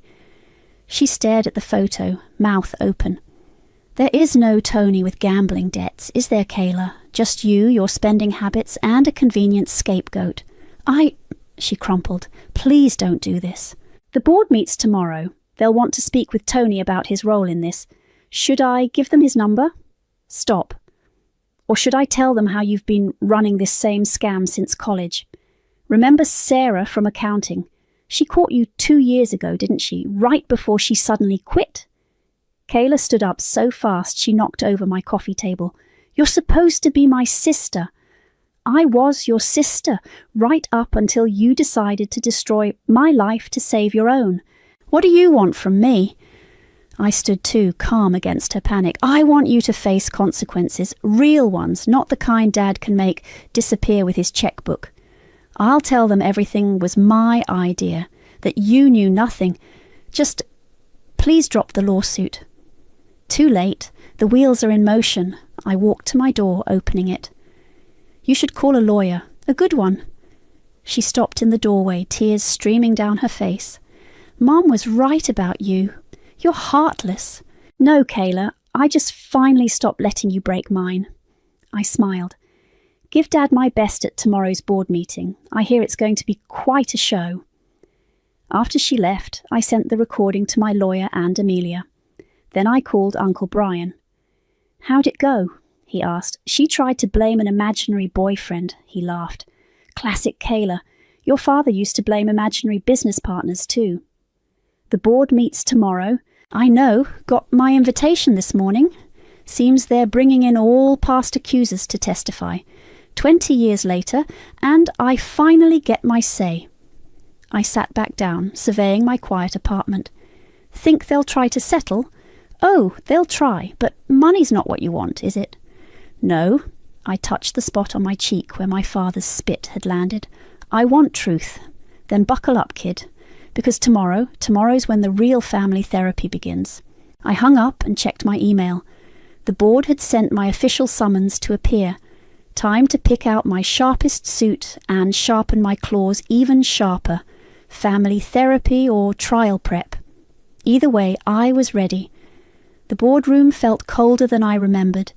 Maybe it was the air conditioning, or maybe it was the ice in my father's eyes as I took my seat. Eli sat beside me, my silent support, while Uncle Brian chose a spot directly across from my parents. Before we begin, my father's lawyer announced, we'd like to propose an alternative to this formal proceeding. You mean a cover-up, Uncle Brian said. My mother flinched. She hadn't aged well in the past week, her perfectly maintained facade showing cracks. We're suggesting family mediation, the lawyer continued. Private, confidential, and recorded, I interrupted. Non-negotiable. Kayla burst in, 20 minutes late, her lawyer trailing behind her. She tried for her usual polished look, but anxiety had left its marks. Now that everyone's here, the head of the board, Margaret, spoke up. Let's address the evidence presented at the birthday dinner. That presentation was obtained illegally, Kayla's lawyer protested. I pulled out a folder. Actually, I maintained administrative access to the company's presentation software as part of my duties. Here's the documentation. Perhaps, my father said, his voice strained, we could discuss this as a family first, privately. Like when you discussed the theft allegations against me, I smiled. No thanks. Margaret cleared her throat. We've reviewed the ATM footage and bank records. Ms. Kayla, would you care to explain the transactions? Kayla looked at her lawyer, who nodded. I made some mistakes, but Rosalind gave me her login information. She was involved. Play the recording, I told Eli. He connected his phone to the room's speakers. Kayla's voice filled the space. Tony said nobody would look too closely if we used your login. That you'd get fired, maybe, but not arrested. The colour drained from Kayla's face. And here's the interesting part, Uncle Brian added, sliding forward a document. About this Tony person, my private investigator found no evidence he exists. My mother stood up suddenly. This is ridiculous. We're here to heal as a family, not conduct a trial. Sit down, Patricia, Margaret ordered. Your daughter committed fraud. Multiple instances over several years. She made a mistake. Like I made a mistake? Uncle Brian asked. 20 years ago, when I found similar discrepancies. The room went silent. What's he talking about? Margaret turned to my father. I pulled out another folder. Public records of a settled case from 20 years ago. Uncle Brian accused Dad of embezzlement. Suddenly he was the one accused of theft. Sound familiar? This is ancient history, my father growled. Is it? I stood up, placing more documents on the table. Because I found something interesting. Every time someone in accounting flagged irregular activities, they were either fired or accused of wrongdoing themselves. Sarah from accounting. Remember her, Kayla? Kayla's lawyer whispered something in her ear, but she was already talking. Sarah was stealing too. Sarah's here, I cut in. Would you like me to call her in? Enough! My father slammed his hand down. What do you want, Rosalind? Money, public apology. Name your price. I looked at Eli, who nodded encouragingly. I want 3 things. First, a full audit of the company by an independent firm. Second, all financial control transferred to a third-party trust. And third, I met my father's eyes, I want the truth, all of it, now. Or what? Or I submit everything, including evidence of your past cover-ups, to the Financial Review Board, tonight. My mother started crying quietly. Kayla was texting frantically under the table. Uncle Brian looked like he was watching his favourite movie. You would destroy this family? My father asked. You did that when you chose lies over truth. When you taught Kayla that money matters more than honesty. When you spat in my face instead of listening. Margaret stood up. I've heard enough. The board will require full cooperation with an external audit. Mr. Delgado, you'll step down as CEO pending investigation. Kayla, expect formal charges. Wait, Kayla cried. I can explain everything. Save it for your lawyer, Margaret advised. Meeting adjourned. As people filed out, my mother approached me. We were trying to protect you, she whispered, from becoming like him. She gestured at Uncle Brian. You mean honest? She shook her head and left, my father following without a word. Kayla tried to catch my eye, but her lawyer hustled her out. Uncle Brian clapped my shoulder. Worth the 20-year wait. After everyone left, Eli turned to me. You okay? I looked around the empty boardroom, at the family photos on the wall, at my father's empty chair. You know what's funny? I said. They kept talking about destroying the family. They never realized it was already broken. I just made everyone stop pretending. What now? I gathered my documents. Now we wait for Karma to deliver her invoice. And your family? They made their choice. I headed for the door. I'm making mine. The elevator ride down was quiet, but for the first time since this all began, I felt light, free, ready for whatever came next. Kayla's Instagram post appeared 3 days after the board meeting. A perfectly filtered photo of her looking tearful but brave, accompanied by a paragraph that made my blood boil. Family is complicated, it began. Sometimes those closest to us can become toxic and vengeful. My heart breaks as my sister's mental health struggles have led her down a dark path of revenge. My phone rang. Eli. Have you seen it? I'm looking at it right now. I scrolled through the comments. Hundreds of sympathetic responses, people calling me horrible names, promising to support Kayla through this difficult time. She's trying to control the narrative, Eli said. Let her try. I opened my laptop. I've got something better than Instagram filters. Ros, maybe wait. For what? For her to paint me as the unstable sister? To have my father's PR team bury the truth?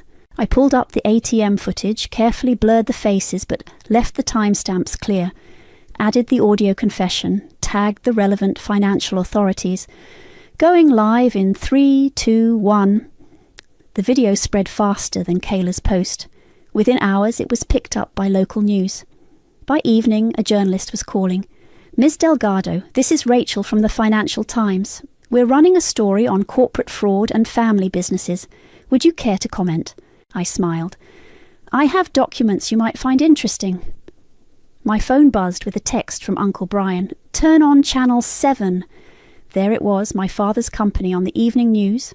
Breaking, family business under investigation for long-term financial fraud. Kayla called 17 times. I let each one go to voicemail. The 18th call was from my mother. What have you done? She hissed. The neighbours are talking. Your father's colleagues are calling. Do you have any idea what this is doing to our reputation?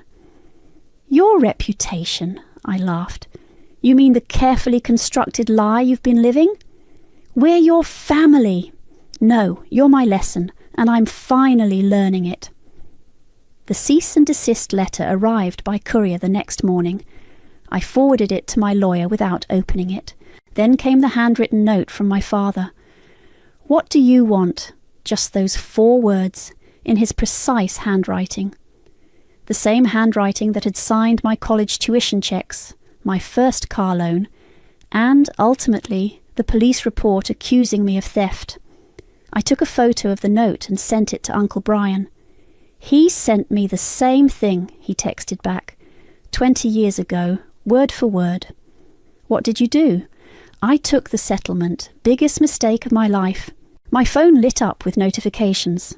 Kayla had posted again, this time with screenshots of old text messages between us, carefully edited to make me look unhinged.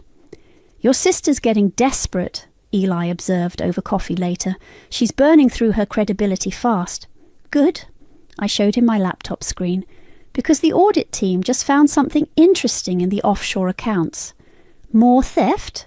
Better. Evidence of systematic fraud going back decades. Dad's signature on everything. Eli sat back. "This is bigger than Kayla now, isn't it?" "It always was. She's just the thread that unravelled everything." My phone buzzed. An email from Margaret and the board. Subject line: "Formal investigation findings. Preliminary report." "Want me to stay while you read it?" Eli asked. I nodded, opening the document. Pages of financial data, transaction histories, and one conclusion that made my heart stop. Evidence suggests a multi-generational pattern of financial misconduct, with current management actively participating in fraud, embezzlement, and systematic cover-ups. Another text from Uncle Brian. "They're offering me a settlement. 7 figures. You? Haven't heard yet. They're scared, kid. Use it." As if on cue, my father's lawyer called. "We'd like to discuss terms." "No terms," I said. "Just truth. Your father is prepared to be very generous. I don't want his money, I want his confession." "Be reasonable." "I am."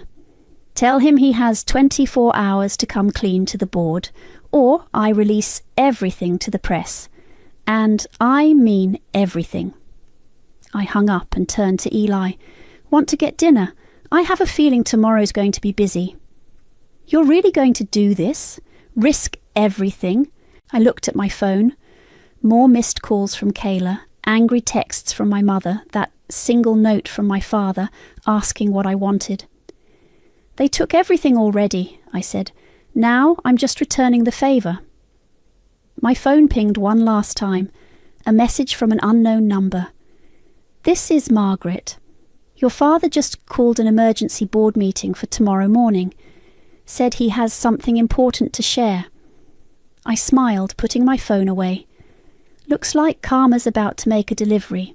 The boardroom was packed tighter than a courtroom. My father sat at the head of the table, looking like he'd aged a decade in a week. My mother wasn't there. Apparently, she'd taken a sudden vacation to her sister's house. "Before we begin," my father said, his voice rougher than usual, "I'd like to speak with my daughter, privately." "Anything you have to say," I replied. "You can say in front of everyone." He nodded slowly, loosening his tie. "Very well. What are your terms?" I pulled out a document. 3 things. First, a full confession. Not just about Kayla's theft, but about Uncle Brian, about Sarah, about all of it. And, second, you'll transfer all financial control to an independent trust. No more family members touching company money. He flinched but nodded. The third, you'll add an honesty clause to your will. Any heir who commits fraud or financial misconduct forfeits their inheritance permanently. You want to control my legacy? I want to protect it from becoming what you made it. The door burst open. Kayla rushed in, mascara already smeared. "Daddy, don't! She's manipulating you!" "Sit down!" he snapped, surprising everyone. "You've done enough." Kayla froze, then collapsed into a chair, her designer handbag hitting the floor with a thud. My father picked up the document, reading slowly. "This doesn't ask for any money. I don't want your money, I want the truth. The truth," he laughed bitterly, "is that I taught my daughters too well. One learned to take whatever she wanted. The other learned to keep receipts. Sign it, I said. He reached for his pen, but Kayla lunged forward, grabbing the paper. This will ruin everything, all our plans, Your plans, he corrected. Your theft, your lies. But you taught me. You showed me how to hide transactions, how to blame others when things went wrong, just like with Uncle Brian. The room went dead silent. Board members exchanged glances. Margaret started taking notes. Give me the pen, my father said quietly. Kayla ripped the paper in half. No, I won't let her win. I pulled out another copy. I came prepared. My father took it, his hand shaking slightly. You really want the truth, all of it? Every ugly bit. He signed, then stood up. 23 years ago, I falsely accused my brother-in-law of theft to cover my own financial misconduct. Since then, I've orchestrated similar cover-ups 6 times. When my daughter Kayla began stealing, I helped her hide it. When she framed Rosalind, I chose to believe the lie because it was convenient. Margaret's pen scratched across her notepad. And the offshore accounts? All me. Kayla learned from watching. Rosalind, he looked at me. Rosalind was the only one who ever questioned it. That's why you had to get rid of me, I said. He nodded. Hard to hide dirt when someone keeps cleaning windows. Kayla stood up, tears streaming. You promised you'd protect me. I protected you too well, he replied. Now, sit down and face what we've done. The next hour was a blur of confessions, documents signed, and legal terms discussed. My father would step down immediately. The trust would take control.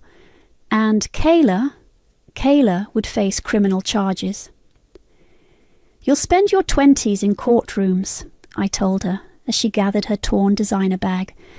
I hope your followers enjoy the journey. I hate you, she whispered. I know, but at least it's honest. After everything was signed, my father approached me. You could have taken everything. I didn't want everything. I wanted this. I held up his signed confession. What will you do with it? Keep it as insurance, and maybe... I looked at him directly, as a reminder that even you could tell the truth when pushed hard enough. He reached out like he wanted to touch my shoulder, then dropped his hand. Your mother won't forgive this. I'm not asking for forgiveness. I'm not asking for anything anymore. Uncle Brian was waiting outside. How'd it go? The truth finally came out. Worth the price? I watched my father walk to his car alone, shoulders slumped. Watched Kayla being quietly escorted to meet with the company's legal team. Watched 20 years of lies finally crumble. Ask me in 10 years, I said. My phone buzzed. Eli. You okay? No, I texted back, but I'm free. As I walked to my car, I heard my father call out, Rosalind! I turned. What you did... He paused. It was better than what we deserved. I know, I said, and drove away. The truth had cost me my family, but as I watched them shrink in my rearview mirror, I realized something. Sometimes losing a family is better than keeping a lie. Let them have their money, their status, their carefully constructed image. I had something better. I had the truth. And unlike everything else in my family, that wasn't for sale. The morning newspaper landed on my desk with a thud. Local business empire falls. Father and daughter plead guilty. Quite the headline, Amelia said, settling into the chair across from my new office desk. How does it feel? I glanced around at the freshly painted walls of my consulting firm. Surreal. 3 new clients this week, she noted, sliding over some files. All victims of family financial abuse. They saw your story and... My phone buzzed. A text from my mother, the first contact in months. Having lunch with Patricia today, it read. If you'd like to join. You going to go? Amelia asked, noticing my expression. Maybe. She's different now, quieter, more real. A knock at my door interrupted us. A young woman stood there, clutching a familiar-looking designer handbag. Are you Rosalind? I need help. My father, he's been... "Come in," I said, recognizing the look in her eyes. "Tell me everything." After the client left, Eli called. "Saw the news. You winning?" "Not about winning anymore." I shuffled some papers. "It's about fixing things. Speaking of fixing, Kayla sent you something. It's at my place." I drove to Eli's apartment, curious despite myself. He handed me a plain envelope. Inside was a $100 bill and a note. "First installment. Only 824 more to go." "What, Annie Kay? She's actually paying you back?" Eli asked. "Looks like court-mandated restitution is working." I tucked the money away. "How's the community service treating her?" "Saw her at the Financial Literacy Center yesterday. She was teaching a class on, get this, how to spot family fraud." I couldn't help but laugh. Karma has a sense of humor. My phone rang. "Uncle Brian, got time for coffee? There's someone you should meet." At the cafe, he sat with an elderly man I recognized from company photos. "This is Robert, your grandfather's former business partner. He has quite a story about how your father really got his start." Robert smiled sadly. "History doesn't repeat, but it rhymes. Your father did to his family what he and your grandfather did to me. But you broke the cycle." "At what cost?" I asked. "Truth always costs," he said, "but lies cost more." Later that afternoon, I met my mother at Patricia's cafe. Her choice heavy with irony. She looked older without her perfect makeup, but somehow more authentic. "Your father's doing better in therapy," she said, stirring her tea. "He talks about you. Good things. Real things. That's better than good." She touched my hand briefly. "I'm sorry I didn't see it sooner." "The fraud? The strength in you." We sat in comfortable silence, watching people pass by. No pretense, no performance, just two women having tea. My phone lit up with a news alert. Former CEO's daughter launches financial abuse prevention program. "Kayla's really changing," my mother mused. "She's trying, that's something." Back at my office, I found Margaret waiting. "The board approved your proposal. We'd like you to conduct training sessions on financial transparency." "In the same room where Dad spat in my face?" I smiled. "Perfect." "Your father suggested it, actually. Said something about cleaning windows." That evening, Eli helped me hang the last picture in my office, the torn family photo from my box of belongings, now framed behind clear glass. "Still keeping it?" he asked. "As a reminder, not of what I lost, but of what I found." Which was? My voice, my truth, A notification popped up. Kayla had tagged me in a post. A simple photo of her holding up a $100 bill, caption reading, 8:23 to go. "Making things right starts with one step." I showed Eli. "Think she means it?" "Does it matter?" "No," I realized, it doesn't. My phone buzzed one last time, a message from my father. "The trust manager found another account. Thought you should know first. You were always better at cleaning windows." I sat at my desk, looking at the growing stack of client files. People seeking help, seeking truth, seeking their own voice. "Want to get dinner?" Eli asked.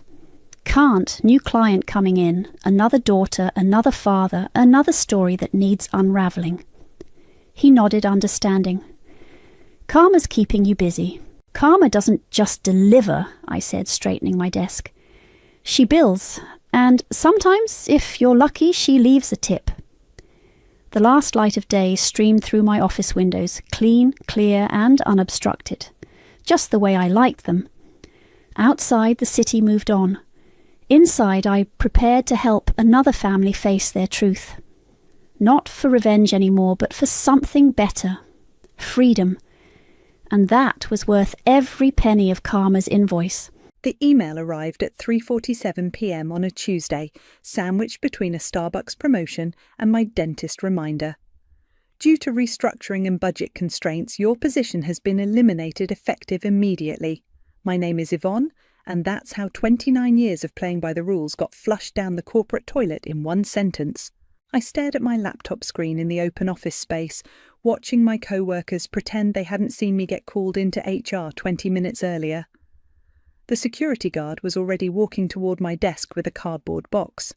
"Miss, I'll need your badge and laptop," he said, not unkindly.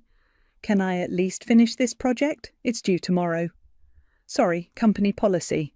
I packed my succulent, my coffee mug that said "World's Okayest Developer," and the framed photo of me and my mum from last Christmas. The irony of that picture would hit me later.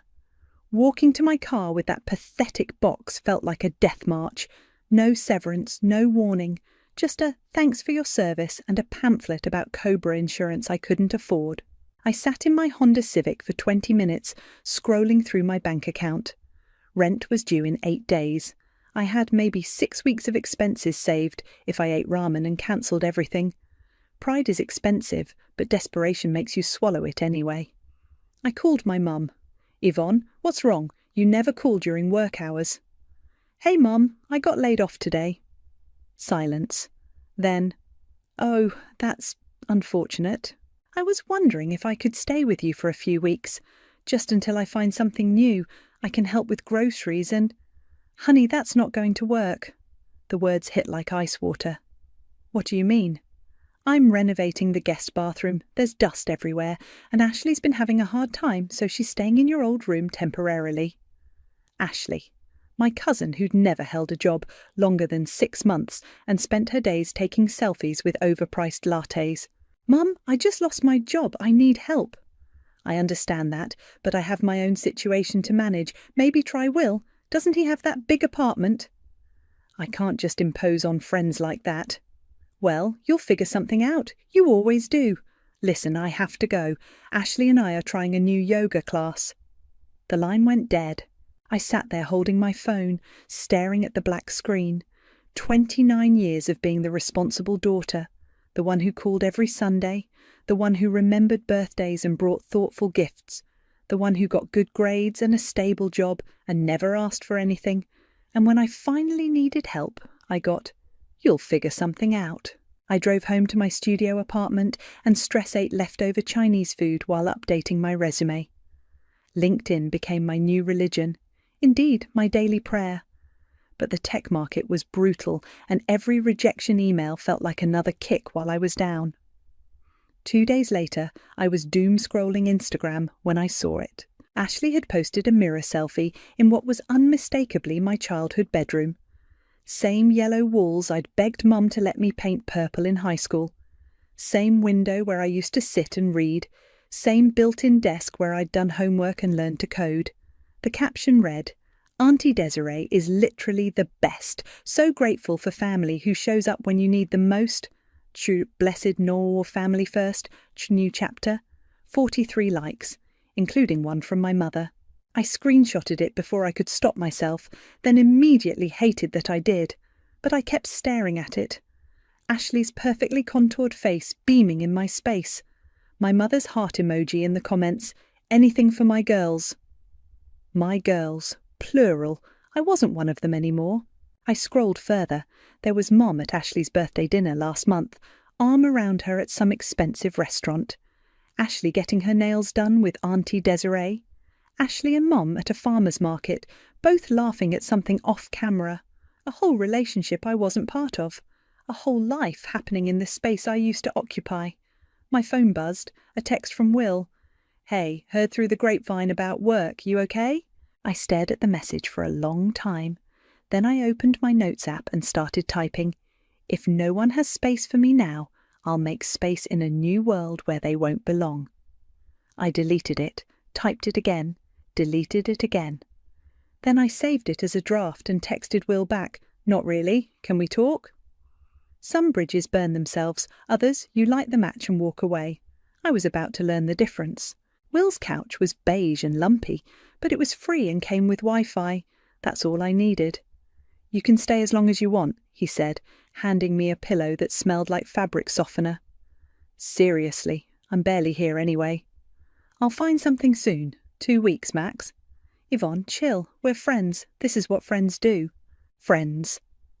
The word felt foreign after the family freeze-out, but Will meant it. He worked late at his marketing firm, left me coffee in the morning, and never made me feel like a burden. I set up my laptop on his dining table and started the freelance hustle. Upwork became my hunting ground. $5 logo designs, $20 WordPress fixes, data entry that paid pennies but kept the lights on. "This is brutal," I told Jolie during our daily check-in call. She was my college roommate turned best friend, currently living 3 states away with her boyfriend Otto. "It's temporary," she said. "You're too smart for this gig economy nonsense."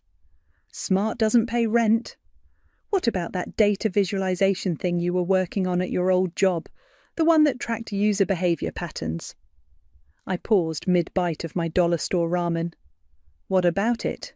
You said it was revolutionary, but your boss shelved it because it wasn't priority." "Yeah, so?" "So build it yourself, make it better, sell it." The idea hit different at 2 a.m. when I couldn't sleep on Will's couch. I pulled up my old files, the ones I'd backed up to my personal drive before getting escorted out. The data tool was still there, half-finished but functional. I started coding. Not the desperate, scattered coding of freelance projects, but the focused, obsessive kind that happens when you're building something that matters. The tool analysed social media engagement patterns and predicted viral content with scary accuracy. "You look like hell," Will said one morning, finding me still at his table with empty energy drink cans scattered around my laptop. "I'm onto something." "What kind of something?" I showed him the interface. Clean, intuitive, powerful. "It predicts which posts will go viral before they do. Marketing teams would kill for this data." "Holy shit, Yvonne, this is actually incredible." "You think?" "I think you need to patent this yesterday." While I coded, Ashley's Instagram stories became my hate fuel. Her and Mum at brunch, shopping trips, spa days, always captioned with some variation of family time or grateful for my people. The worst was the Mother's Day post. A carousel of photos, Ashley and Mom baking cookies, Ashley and Mom at a wine tasting, Ashley and Mom laughing over dinner. "The woman who raised me to believe family comes first," Ashley wrote. "Thank you for showing me what unconditional love looks like." Unconditional, right. I screenshotted that one too, then immediately felt pathetic for caring. But the anger was useful. It kept me awake, kept me coding, kept me building something that would matter. 3 weeks into my couch residency, I posted about my tool in a niche marketing forum, just a casual, "Hey, built this thing thoughts?" with a demo link. The response was immediate. "This is game-changing." "How is this not already a product? Are you selling licenses?" My DMs exploded. Marketing agencies, influencer management companies, even some Fortune 500 brands asking for demos. "Jolie, I think I accidentally built something real." "Ah, accidentally my arse. You've been talking about predictive social analytics for years." But people actually want it. "Of course they do. You solved $1 million problem." That night, I was updating my LinkedIn when a message popped up from someone I hadn't heard from in years, Prince McBride, my high school computer science teacher who'd pushed me toward tech when everyone else thought I should be a nurse or teacher. "Yvonne, saw your post about the viral prediction tool. Brilliant work. Are you looking for mentorship or investment connections? I know some people." I stared at the message. Here was someone who'd believed in me before I believed in myself, reaching out when my own family had written me off. "I'd love to talk," I typed back. The next morning brought another Instagram story that made my stomach turn. Ashley hosting a dinner party in Mum's dining room, the one where we used to have family meals before I became persona non grata. "Grateful for my chosen family," she'd written, tagging Mum and a bunch of people I didn't recognise. Sometimes the people who love you most aren't the ones you share DNA with. The irony was suffocating, but then my phone buzzed with an email that changed everything. "Dear Yvonne, I'm Glenn Whitfield, CEO of Dataflow Solutions. I came across your viral prediction tool through a tech blogger's newsletter. We'd love to discuss potential partnership opportunities. Are you available for a call this week?" I read it 3 times before it sank in. "Will!" I shouted. "Will!" He came running from his bedroom, toothbrush in hand. What happened?" I showed him the email.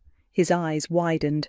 "Dude, Dataflow is huge. They just got bought by Microsoft for like hundreds of millions." My hands were shaking. "They want to talk to me. They want to buy your tool. Maybe, or maybe they just want to pick my brain and steal the idea. Only one way to find out." I looked at Ashley's story again, at her fake family dinner in my mother's house, and something crystallized. "Yeah," I said, hitting reply on Glenn's email. "There is." The call with Glenn was scheduled for Friday at 2 p.m. I spent Thursday night practicing my pitch in Will's bathroom mirror, trying to sound confident instead of desperate. "Remember," Jolie said during our prep call, "you're not asking for charity. You built something they need." "Right, I'm the solution to their problem." "Exactly. Now stop stress-eating those crackers and get some sleep." Friday morning, I was setting up my laptop when Will's doorbell rang. He wasn't expecting anyone, and neither was I. "I'll get it," he called from the kitchen. I heard muffled voices, then footsteps. Will appeared with a grocery bag and an envelope. "Delivery for you." "From who?" "Your cousin Shanice." My stomach dropped. Shanice was Ashley's older sister, the quiet one who usually stayed out of family drama. I hadn't heard from her since the whole bedroom situation exploded. Inside the bag, fancy coffee, actual food that wasn't ramen, and a gift card to Target. The envelope contained a handwritten note. "Yvonne, I know things are complicated right now. This isn't much, but I wanted you to know someone's thinking about you. Please don't tell the others I sent this. S." "That's unexpected," Will said, reading over my shoulder. "Shanice was always different, more like how family should be. Are you going to tell her about your meeting today?" "Not yet. I don't want to jinx it." At exactly 2 p.m, I dialed Glenn's number. Professional background, good lighting, laptop positioned perfectly. "Yvonne, great to meet you virtually. I have to say, your tool is impressive." Glenn looked exactly like a tech CEO should. Casual button-down, expensive glasses, the kind of confidence that comes from making good bets. "Thank you. I'm excited to discuss how it might fit with Dataflow's vision. Let's cut to the chase. We've been looking for predictive analytics in the social space for months. Your algorithm is more accurate than anything our team has developed." "What kind of partnership were you thinking?" "Honestly, we want to license the technology, full integration into our platform, with you maintaining ownership of the core IP." My heart hammered. "What would that look like financially?" "We're prepared to offer $250,000 for the initial license, plus revenue sharing on any products that incorporate your algorithm." I muted my mic and screamed silently into Will's throw pillow. "That sounds very interesting. Can I have some time to review terms?" "Of course. I'll have our legal team send over a preliminary agreement. But Yvonne, don't wait too long. This kind of opportunity doesn't stay on the table forever." After the call ended, I sat in stunned silence. $250,000 for something I'd built on a couch out of spite and insomnia. "Will!" I yelled. He came running again, this time with a sandwich. "Good news or bad news?" "They offered me $250,000. He dropped the sandwich. "Are you serious?" "Dead serious." "Holy shit, Yvonne, you did it. You actually did it." That evening, I called Jolie to share the news. "I'm so proud of you," she said, and I could hear her crying. "You turned the worst thing that happened to you into the best thing." "It's not final yet. I need to review the contract."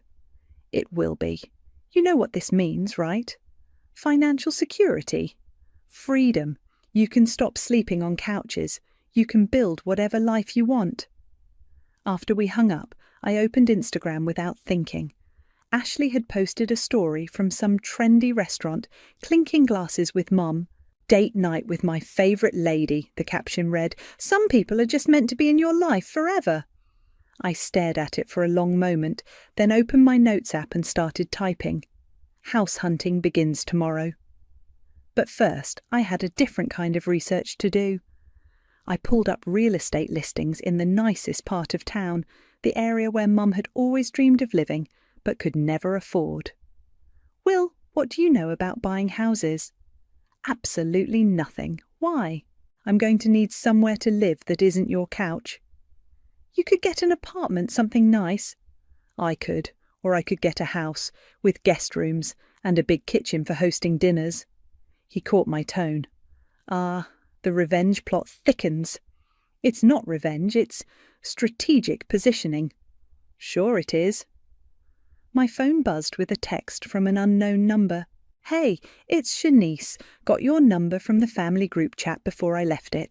Saw Ashley's post about the restaurant. Just wanted you to know not everyone thinks this situation is okay. I stared at the message. Shanice had left the family group chat. Thank you for the care package, I texted back. It meant more than you know. Ashley doesn't deserve that room. We all know it. It's fine. I'm figuring things out.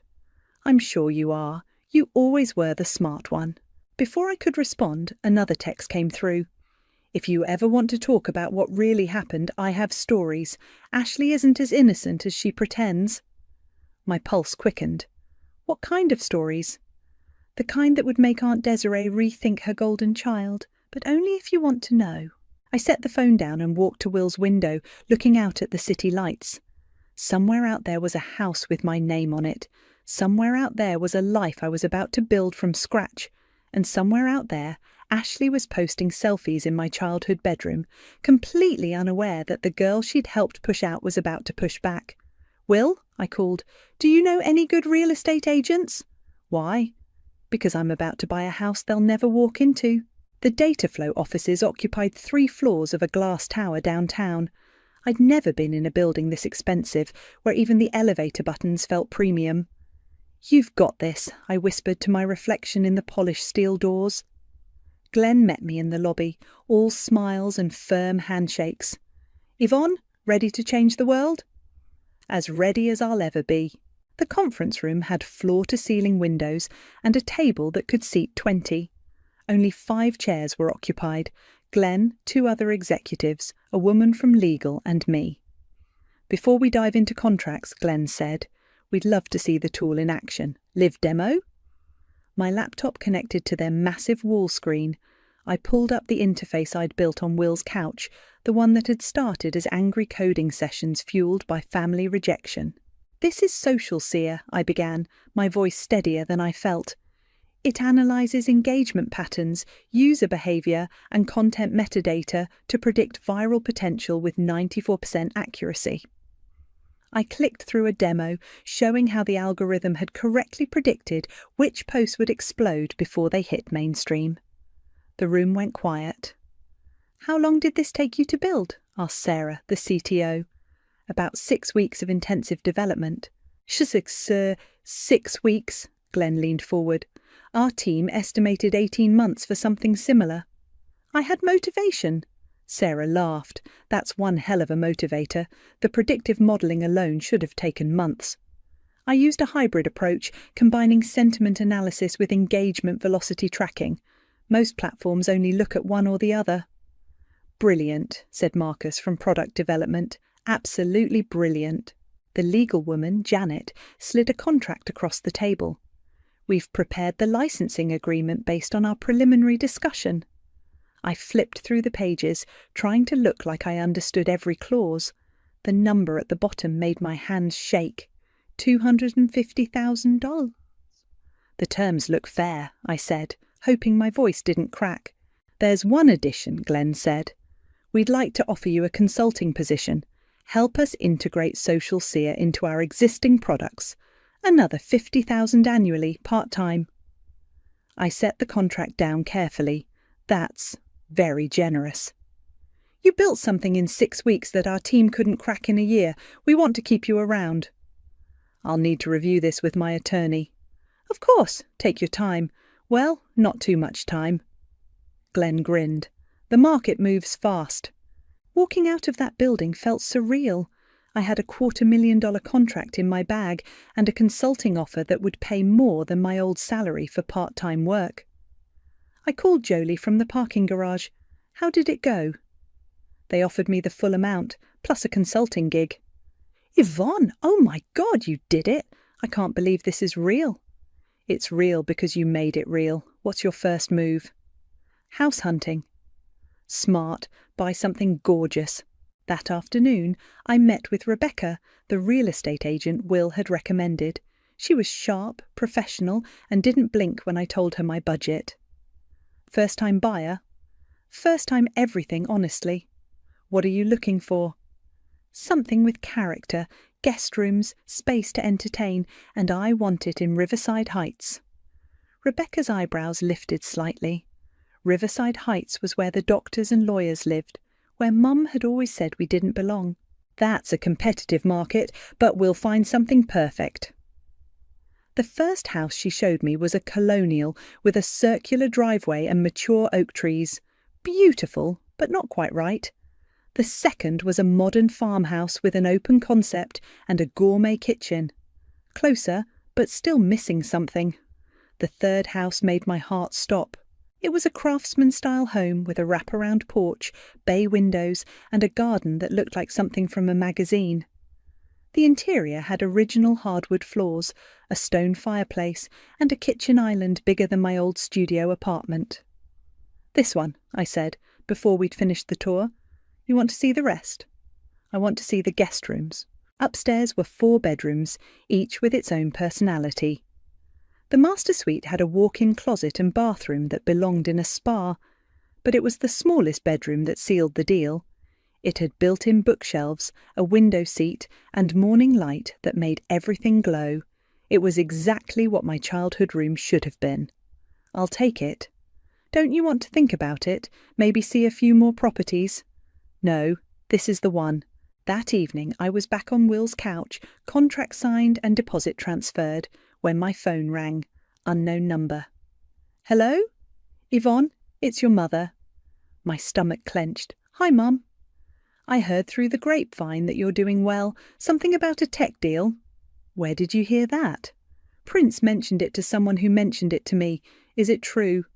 "I'm doing fine." "That's wonderful, honey. I always knew you'd land on your feet." The casual tone, like she hadn't rejected me when I needed help most, made my jaw clench. "Actually, Mom, I bought a house today." Silence. Then, "A house? That's quite an investment." 4 bedrooms, guest rooms for people who matter. "Yvonne, if this is about the Ashley situation, I have to go. I'm meeting with my contractor tomorrow about renovations." "Wait, maybe we could—" I hung up.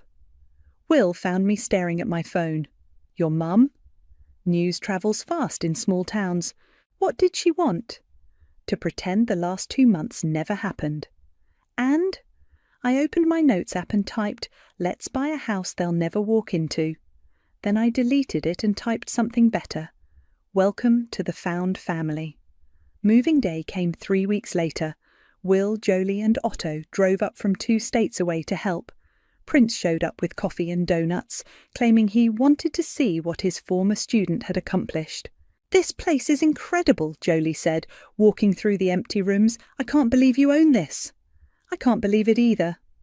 Otto was examining the smart home features I'd had installed. "Voice-controlled everything, huh? Very tech mogul of you." "I figured if I'm going to do this, might as well do it right." The furniture deliveries started at noon.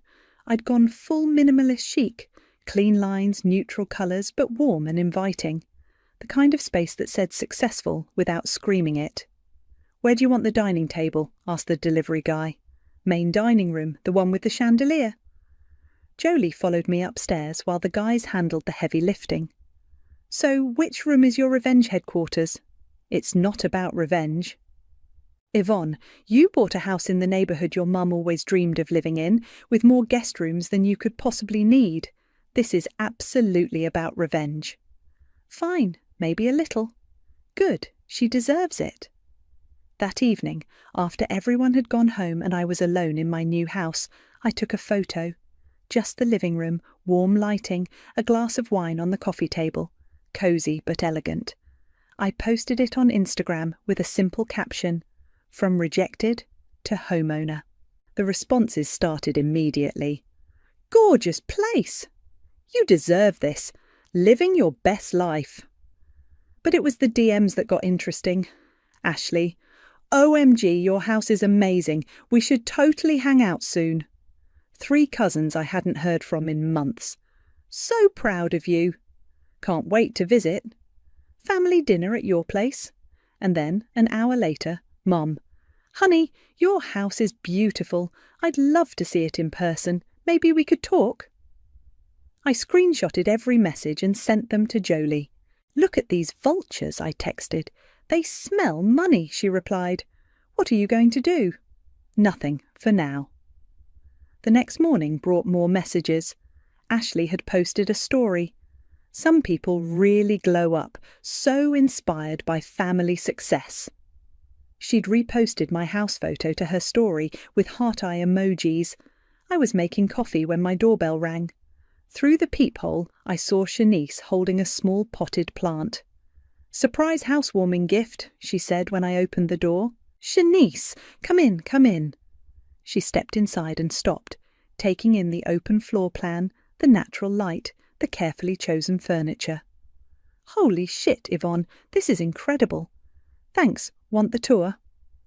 I showed her through every room, ending in the kitchen where she sat at the island while I made us both coffee. I have to ask, she said. How did you afford this? Last I heard, you were job hunting.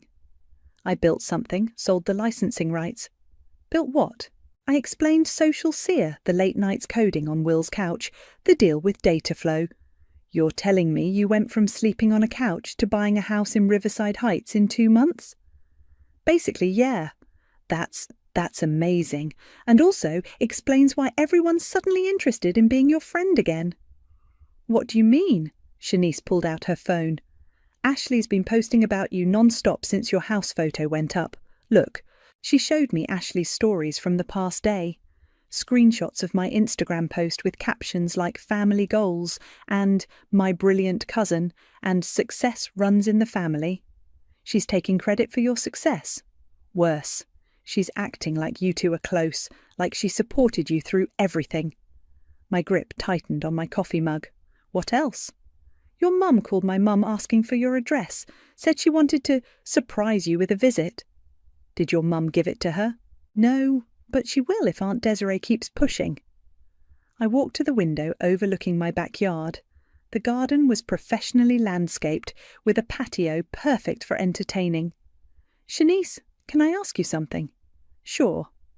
That day Mum said she had no room for me. Was Ashley already staying there? Shanice was quiet for a long moment. Yes. How long? 2 weeks before you called.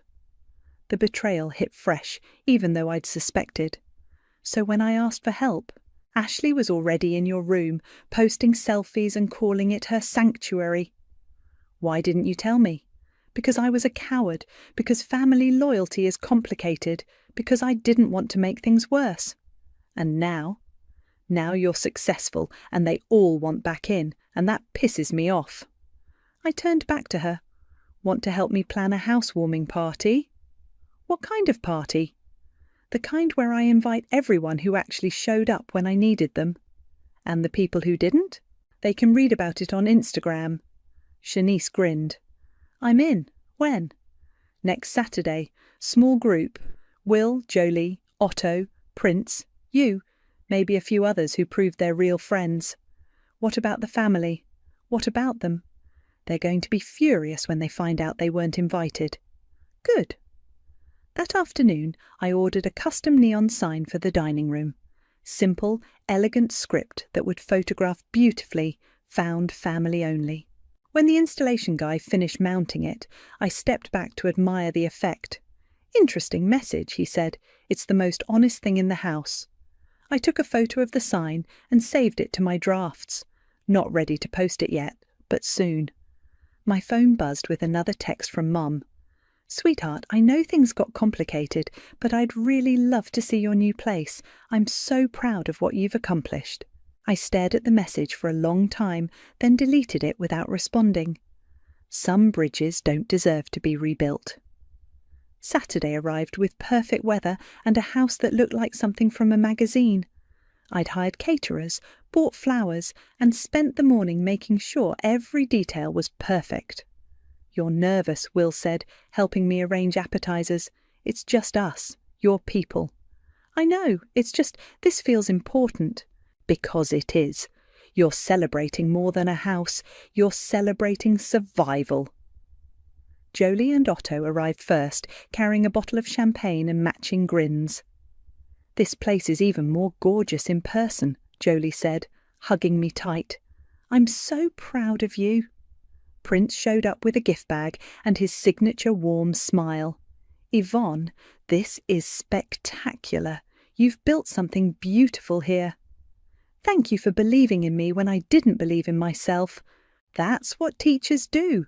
We see potential before it becomes reality." Shanice arrived last, looking nervous but determined. "I brought someone," she said. "Hope that's okay." Behind her stood a woman I didn't recognize at first. Then my heart stopped. "Felicity?" My older sister stepped forward hesitantly. "Hey, Yvonne." We hadn't spoken in 3 years, not since she cut contact with Mom after some family drama I'd never fully understood. "What are you doing here?" Shanice reached out, told me what happened, what Mum did. Felicity's voice was tight with anger. "I had to come." "I didn't know if you'd want to see me," I said. "Are you kidding? You're my little sister. I should have been there when you needed help." The party found its rhythm quickly. My dining room filled with laughter, the kind that comes from people who genuinely care about each other. The found family only sign glowed above us, and everyone commented on it.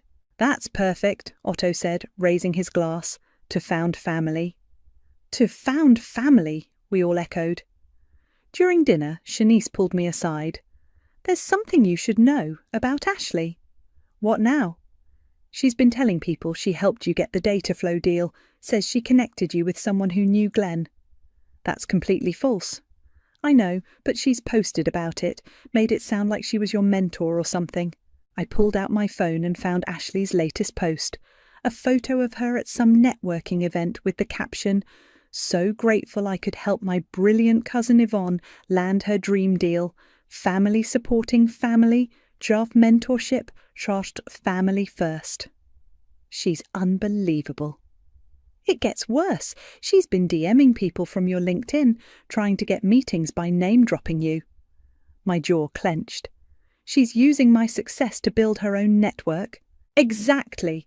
And your mum's been bragging to everyone about her daughter, the tech entrepreneur. Which daughter? That's the thing. She's not specifying. People assume she means Ashley since she's the one living there. I stared at the post, fury building in my chest. Ashley was literally profiting off my pain, using the success I'd built from her betrayal to elevate herself. "Yvonne," Jolie appeared beside us. "Everything okay?" I showed her the post. Her face darkened. "Oh, hell no! This bitch did not just take credit for your work." "Language," Prince said mildly, but he was reading over Jolie's shoulder, although I share the sentiment. "What are you going to do?" Will asked. Before I could answer, my phone started buzzing with notifications. Someone was posting about the party, but it wasn't one of my guests. Somehow, photos from inside my house were showing up on Ashley's Instagram story, photos I hadn't taken or posted. "How is she getting these?" I asked, showing everyone my phone. Shanice went pale. "Brianna." "Who's Brianna?" "Ashley's friend. She works for the catering company you hired." We all turned to look at the kitchen, where a young woman with blonde highlights was refilling champagne glasses and clearly taking photos with her phone. "She's been feeding Ashley information this whole time," Shanice said. "About your house, your party, everything." Otto stood up. "Want me to handle this?" "No," I said, walking toward the kitchen. "I've got it." "Excuse me, Brianna." The woman looked up, phone still in her hand. "Yes?" "I need you to delete those photos and leave, now." "I don't know what you're talking about." I held up my phone, showing Ashley's story with photos of my dining room, my guests, my neon sign. "These photos, delete them." "I have a right to—" You have a right to leave my property before I call the police for trespassing and invasion of privacy. Brianna's face flushed red. She deleted the photos from her phone, gathered her things, and left without another word. Well, Prince said when I returned to the dining room, that was handled with impressive restraint. I'm not done yet. I opened Instagram and started typing a new post. A photo of my found family only sign with a caption that would make everything clear. Tonight I'm celebrating with the people who showed up when I had nothing, the ones who offered couches, care packages, and genuine support when I was rejected by blood relatives. To my found family, thank you for proving that love is a choice, not an obligation. Found family, Gertje real recognizes, real, Gertje grateful. You're really doing this? Felicity asked. They want to play games with my success. Fine, but they're going to learn the difference between being included and being excluded. I hit post. Within minutes, the comments started rolling in. People who knew the real story, who'd watched Ashley's fake posts with skepticism, began connecting the dots. My phone buzzed with a text from Mum. Yvonne, we need to talk. Another from Ashley. Why are you being so petty? I turned my phone face down and raised my glass. To boundaries, I said. To boundaries, my found family replied. The war was just beginning. The morning after the party, I woke up to 47 missed calls and twice as many text messages. My Instagram post had gone viral in our small town's social media ecosystem. The comments section was a battlefield. Finally, someone said it. Family isn't just DNA. Ashley Palmer has been fake her whole life. Good for Yvonne. Desiree Bryant should be ashamed of how she treated her own daughter, but it was the DM from someone named Marcus that caught my attention. Hey, I used to work with Ashley at that marketing startup. She got fired for lying about her qualifications. Thought you should know she's been telling people she has a business degree. She dropped out sophomore year. I screenshotted it and sent it to Shanice. Holy shit, she texted back. There's more. Check Ashley's latest post. Ashley had posted a long caption over a black background. It's sad when family members choose bitterness over love. Some people can't handle other people's happiness. Praying for healing. Family. First, deeds forgiveness. Jib blessed. The comments were split between people defending her and others calling her out. Girl, you literally took her childhood bedroom when she needed help. The audacity is unmatched. Yvonne built a whole empire while you were taking selfies in her old room. My phone rang. Mum. Yvonne Marie, what have you done? Good morning to you too, Mum. People are talking, the whole town is talking, about our family business. Funny how you care about family now. This is embarrassing. Ashley is devastated. Ashley is embarrassed because people see through her act. She's been nothing but supportive of your success. I laughed, actually laughed. Supportive? Mum, she's been taking credit for my work. She told people she helped me get the data flow deal. That's not... She wouldn't... She did. I have screenshots. Silence. Then, we need to sit down and talk about this like adults. Where? Your house? Oh wait, there's no room for me there. Yvonne, please, I made a mistake. I was overwhelmed and Ashley was going through a hard time. And I wasn't. Of course you were, but you're stronger. You always land on your feet.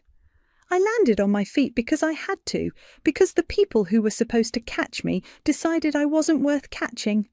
That's not fair. Neither was choosing Ashley over me. I hung up. An hour later, I was at my kitchen island writing when the doorbell rang. Through the peephole, I saw Mum standing on my porch, looking smaller than I remembered. I opened the door but didn't invite her in. Your house is beautiful, she said. Thank you. Can we talk, please? We can talk here. She looked around nervously, probably hoping no neighbours were watching. I brought you something. She held out an envelope. Inside was a handwritten letter and a cheque for $500. I wanted to help with your moving expenses, she said. I stared at the cheque. $500? I know it's not much, but... Mum, I paid cash for this house. Her face went white. Cash? The data flow deal was for $250,000.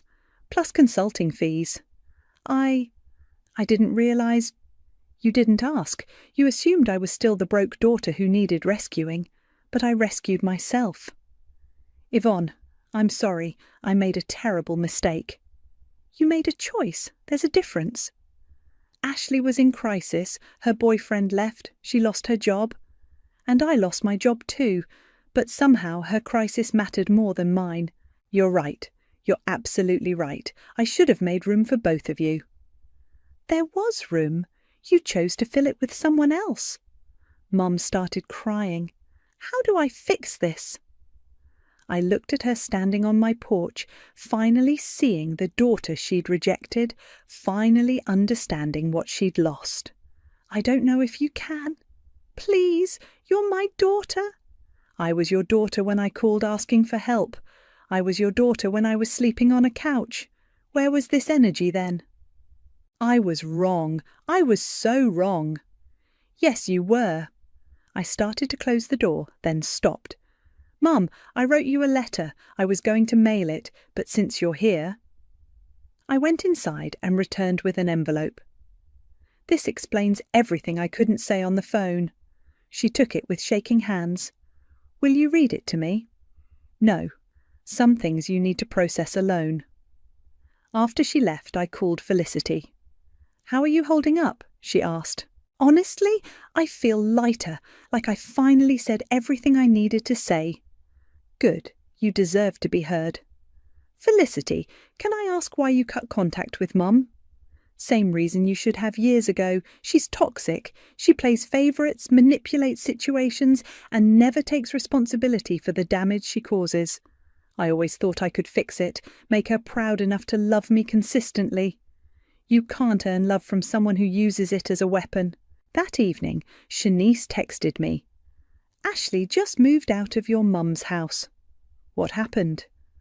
Aunt Desiree found out Ashley hasn't been paying any bills. She's been living there rent-free for months while posting about her independent woman lifestyle. Where's she going? Back to her ex-boyfriend's couch, from what I heard. The irony was perfect. Ashley was now exactly where I'd been 2 months ago, except she'd burned her bridges through lies instead of building something real. My phone buzzed with a notification. Glenn from Dataflow had tagged me in a LinkedIn post about innovative entrepreneurs. The post had hundreds of likes and comments congratulating me. Ashley had commented, "So proud of my cousin. Family goals." I deleted her comment and blocked her. Some people never learn, but that wasn't my problem anymore. I had a life to build, and for the first time in months I was building it exactly how I wanted. The next morning I found myself wandering through my house in the quiet dawn light, coffee mug in hand. Every room felt different now, not just furnished, but inhabited. Mine. The doorbell rang at 8 a.m. Through the peephole I saw Felicity holding a bag of bagels and wearing a nervous smile. "Too early?" she asked when I opened the door. "Never too early for bagels." We sat at my kitchen island, the same spot where I'd planned my revenge just days ago. Now it felt like a place for healing. "I read Mum's letter," Felicity said. "She forwarded it to me." "She what?" "Don't be mad. She's desperate for someone to tell her how to fix this. The letter was brutal and honest and exactly what she needed to hear." "What did it say? I mean, I wrote it, but I was pretty angry." Felicity pulled out her phone. "She sent me a photo. Want me to read it?" I nodded. "Mum, you chose a daughter who wasn't yours over the one who was. You gave Ashley my childhood room, my place at your table, and my role in your heart. When I needed you most, you decided I wasn't worth the inconvenience. This home was built from that rejection. Every room exists because you had no room for me. I'm not angry anymore. I'm grateful. Your abandonment taught me to value people who show up. Now, you can sit in the comfort of that decision while I sit in the comfort of mine." The words hit different hearing them read aloud, raw but true. "She's been calling me non-stop," Felicity continued, "asking how to apologise, how to make it right." "What did you tell her?" "That some mistakes don't get fixed, they get lived with." My phone buzzed. A text from Shanice. Turn on Channel 7 News now. I grabbed the remote and flipped to the local morning show. The anchor was interviewing someone off camera about local tech success stories. Then Ashley's face filled the screen. She's been lying about having a business degree, the reporter was saying. Multiple former employers have come forward with evidence of resume fraud. The GoFundMe she started for startup training appears to have been completely fabricated. My jaw dropped. Ashley sat in the interview chair, looking cornered and desperate. These are just jealous people trying to tear down a successful young entrepreneur, she said. But you're not employed currently, correct? And the startup you claim to be launching doesn't exist. I'm between projects right now, focusing on family. Speaking of family, social media users have been sharing screenshots of posts where you appeared to take credit for your cousin's recent tech deal. Can you comment on that? Ashley's face went red. Family supports family. I've always been proud of Yvonne's success. But you specifically claimed to have helped facilitate the deal, which the CEO of Dataflow has now publicly denied. The interview cut to a statement from Glenn. Yvonne Bryant's success is entirely her own. We've never heard of Ashley Palmer, and she played no role in our business relationship. I stared at the TV in shock. Holy shit. Karma's a bitch, Felicity said, stealing my exact thoughts. My phone exploded with notifications. The local news story was being shared everywhere. Ashley's carefully constructed social media persona was crumbling in real time. But instead of satisfaction, I felt something unexpected. Emptiness. I thought I'd feel better, I told Felicity. About what? Watching her get exposed, getting my revenge, but I just feel tired. That's because revenge doesn't actually heal anything, it just creates more mess. Then why did I do all this? Because you needed to prove to yourself that you mattered. And you do. Look around, Yvonne. You built this life from nothing. That's not revenge, that's resilience. The doorbell rang again. This time it was Prince holding a newspaper. Have you seen this? He asked, spreading the paper on my counter. The business section had a full article about my Dataflow deal, complete with a photo of me at the signing. The headline read, Local woman turns job loss into six-figure success. They interviewed me yesterday, Prince said. I told them about your high school coding projects, how you always saw solutions others missed. This is incredible. Read the last paragraph. I scanned down to the end. When asked about her rapid success, Bryant credits her support system. Family isn't about blood, she says. It's about who shows up when you need them most. I'm grateful for the people who chose to be in my corner. I don't remember saying that. You said it at the party. I thought it deserved to be in print. My phone rang. Mom again. This time I answered. Yvonne, I saw the news article. I'm so proud. Mum, stop. But I am proud. You're remarkable. I know, and I did it without you. Silence. Then quietly. I know that too. I'm not ready to forgive you. I might never be ready. I understand. But I'm not carrying this anger anymore. It's too heavy. What does that mean? It means I'm moving forward, with or without you. After I hung up, Felicity hugged me. That was perfect. Was it? You didn't slam the door, but you didn't open it either. You left it exactly where it should be, up to her to prove she deserves to walk through it. That afternoon, I updated my Instagram bio. Not with anything dramatic or pointed, just simple truth. Home is what you build from the ashes of betrayal. The comments poured in from people sharing their own stories of chosen family, of rebuilding after rejection, of finding strength in unexpected places. As evening fell, I stood in my living room, looking at the found family only sign. Tomorrow I'd probably take it down. The message had been sent and received, but tonight it stayed. A reminder that some families are born and others are built. And sometimes the ones you build are stronger than the ones you inherit.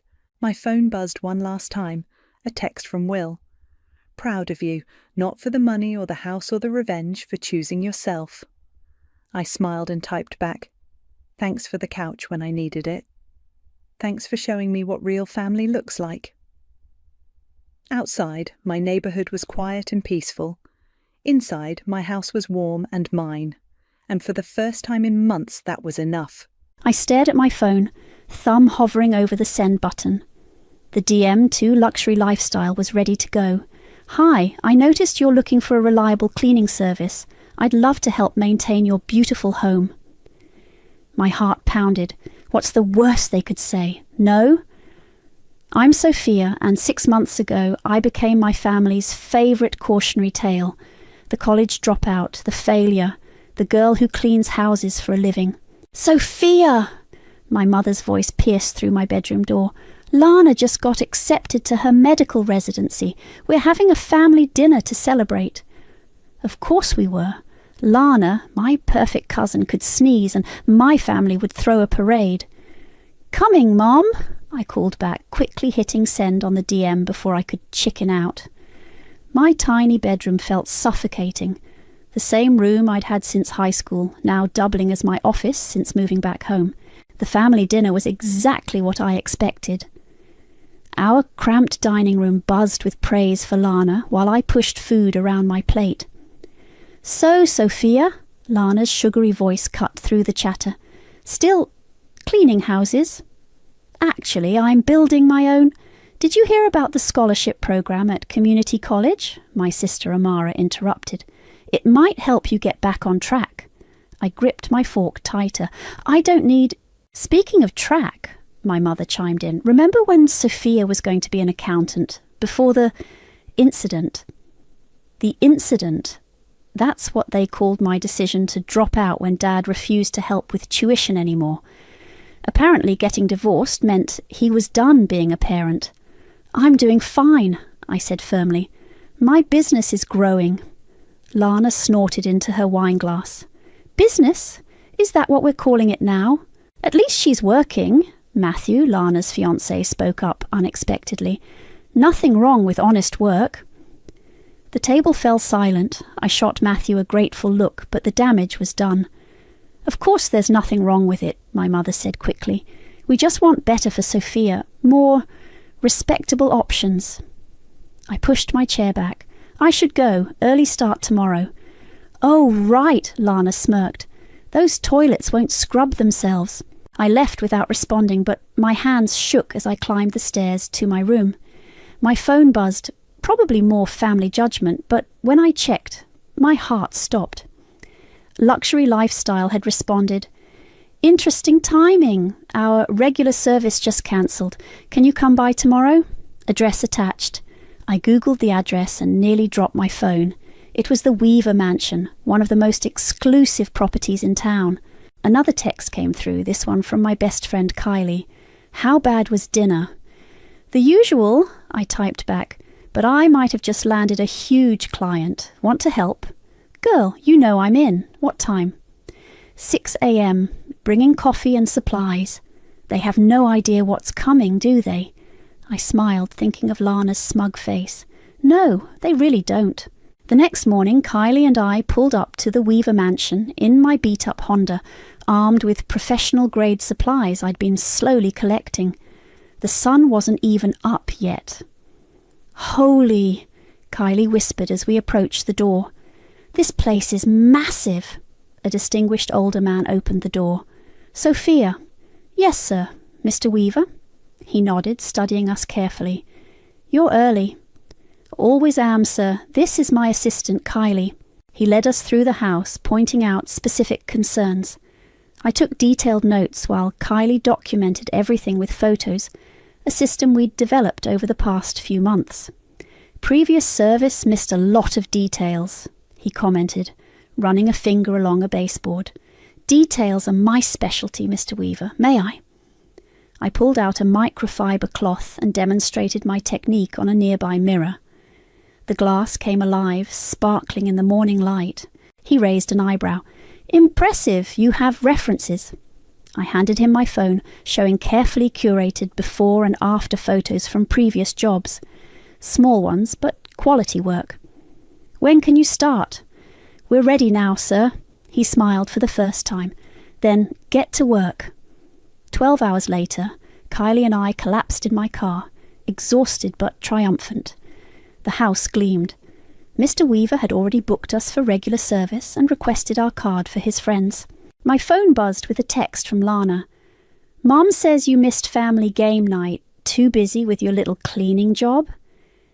I looked at the stack of hundreds Mr. Weaver had handed me, then at Kylie. "Want to go get some dinner? My treat." "You know it, boss lady," I smiled, typing back to Lana.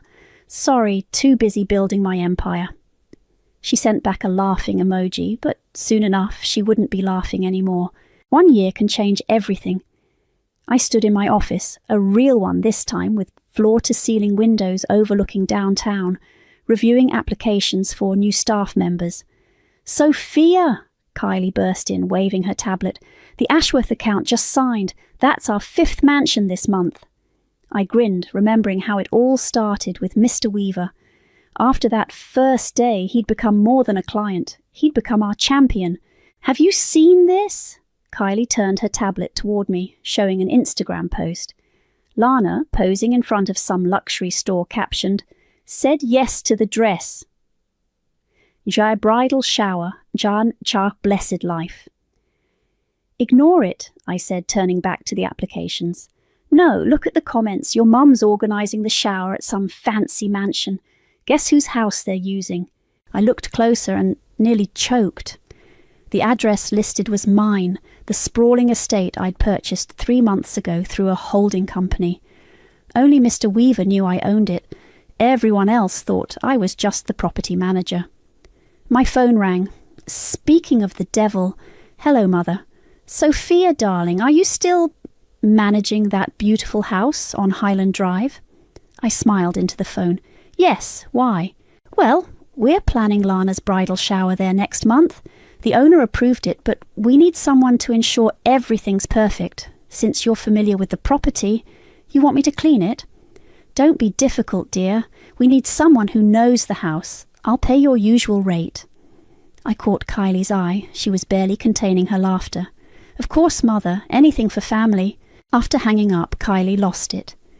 "They have no idea they're asking the owner to clean her own mansion."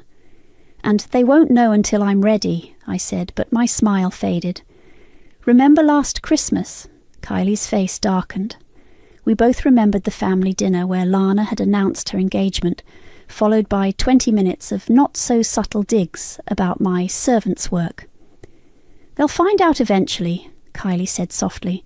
"Yes, but on my terms." The next few weeks flew by. Our business, Pristine Elite Services, expanded to 30 employees. Mr. Weaver introduced me to his investment banker, who helped me structure my growing empire. One evening, as I reviewed security footage of my property, a familiar figure caught my eye. Lana, sneaking around the grounds, taking selfies by the fountain. My phone buzzed with a text from Cruz, my boyfriend. "Still coming over tonight?" "Rain check. Emergency at the mansion." "Your family again?" "Always. I'll make it up to you." I drove to the estate, finding Lana still there, now trying to peek through windows. "Can I help you?" I called out, making her jump. "Sophia, I was just trespassing." She straightened her designer jacket. "Please, I'm having my bridal shower here. I'm allowed to look around. After hours, without permission? Don't act all high and mighty. You're just the help." I bit back my response, remembering Mr. Weaver's advice. Patience is sweeter than revenge. "The shower's in 2 weeks," I said instead. "Try not to break anything until then." She rolled her eyes and clicked away in her expensive heels, the same ones I'd seen her trying to resell online last week. Interesting. Back home I found Cruz waiting on my doorstep.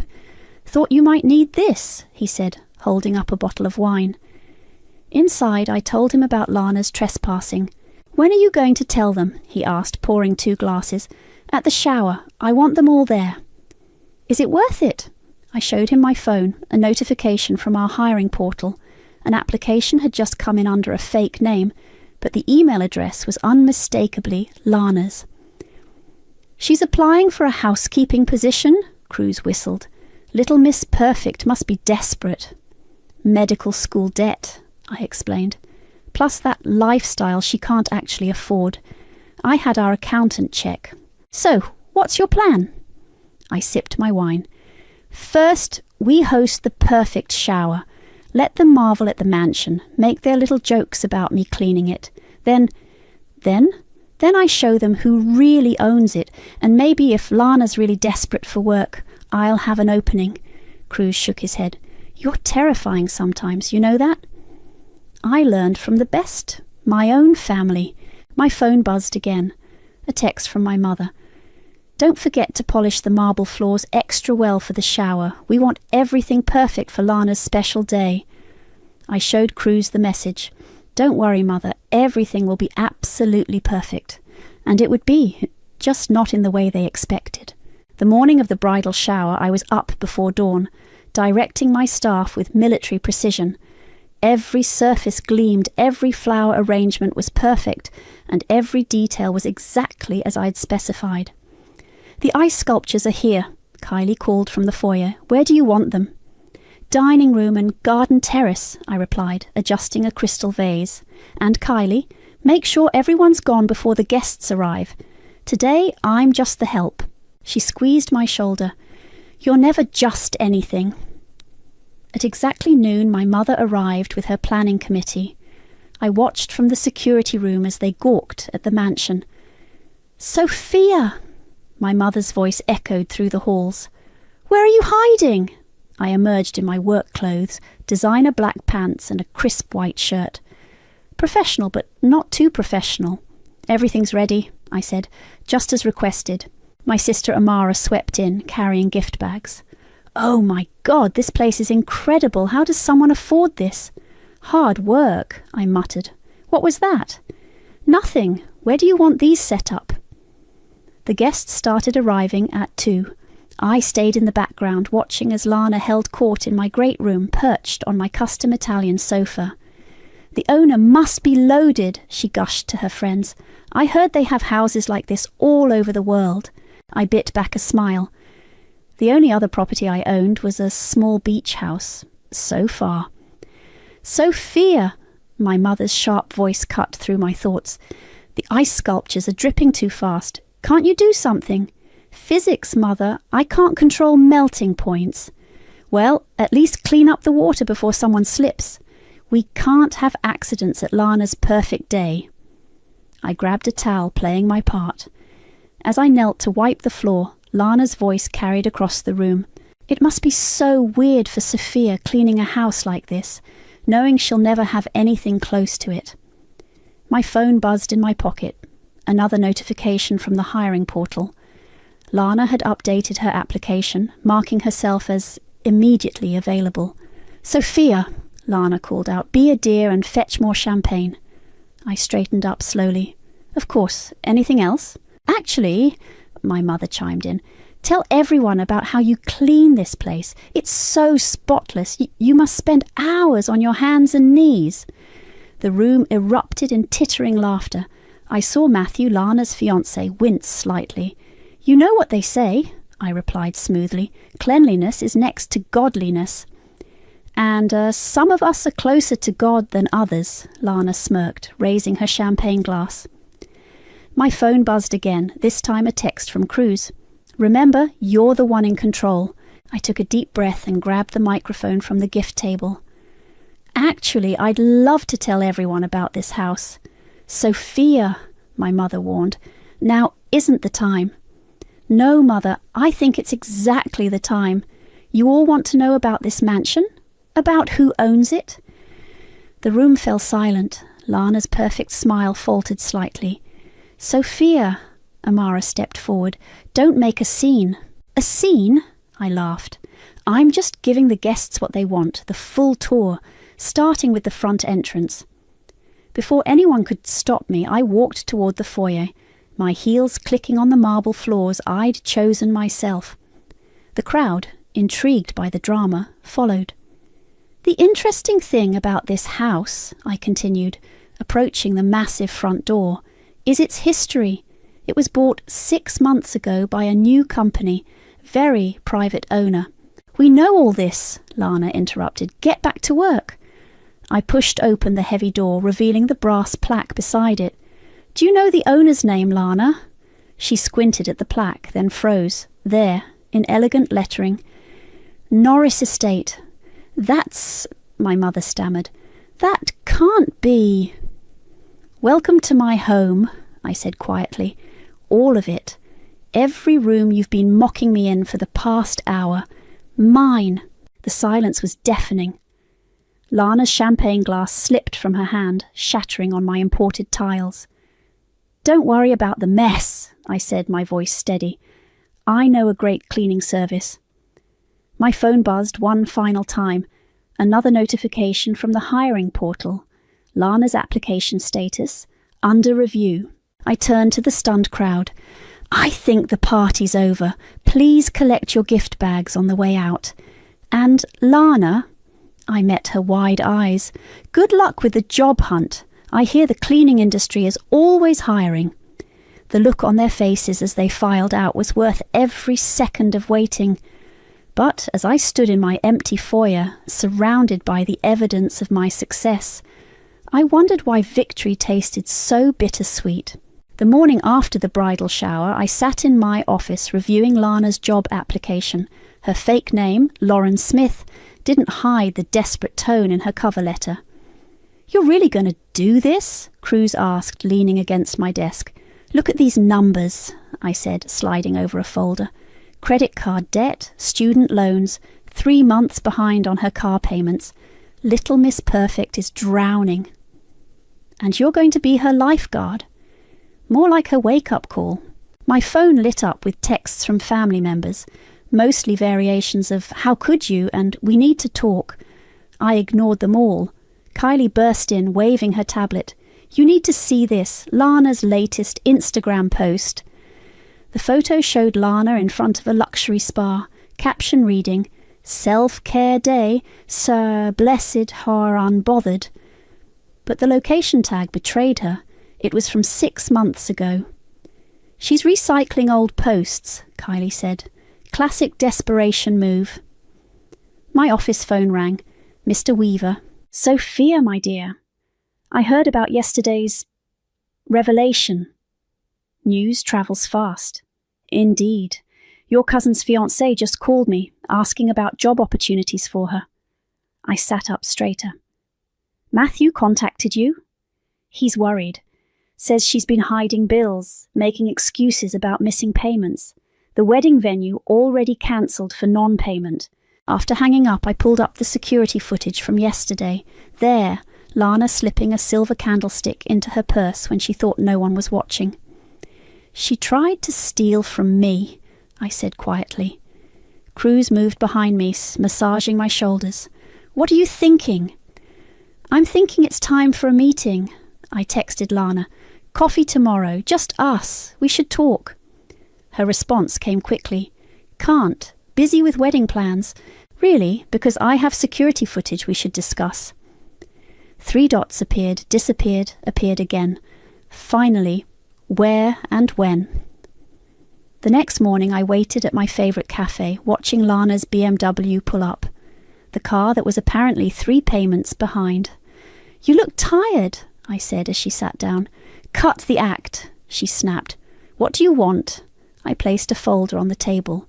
Your job application. Very impressive, though Lauren Smith needs work on her resume formatting. Her face went pale. How did you... I own the company you applied to, just like I own that mansion you tried to steal from yesterday. I didn't... I pulled out my phone, showing her the security footage. Silver candlestick, left purse pocket. Should I continue? Lana's perfect facade cracked. What do you want from me? The truth. For once. She glanced around the cafe, then deflated. Fine. I'm broke. Medical school destroyed my credit. Matthew doesn't know how bad it is. Happy?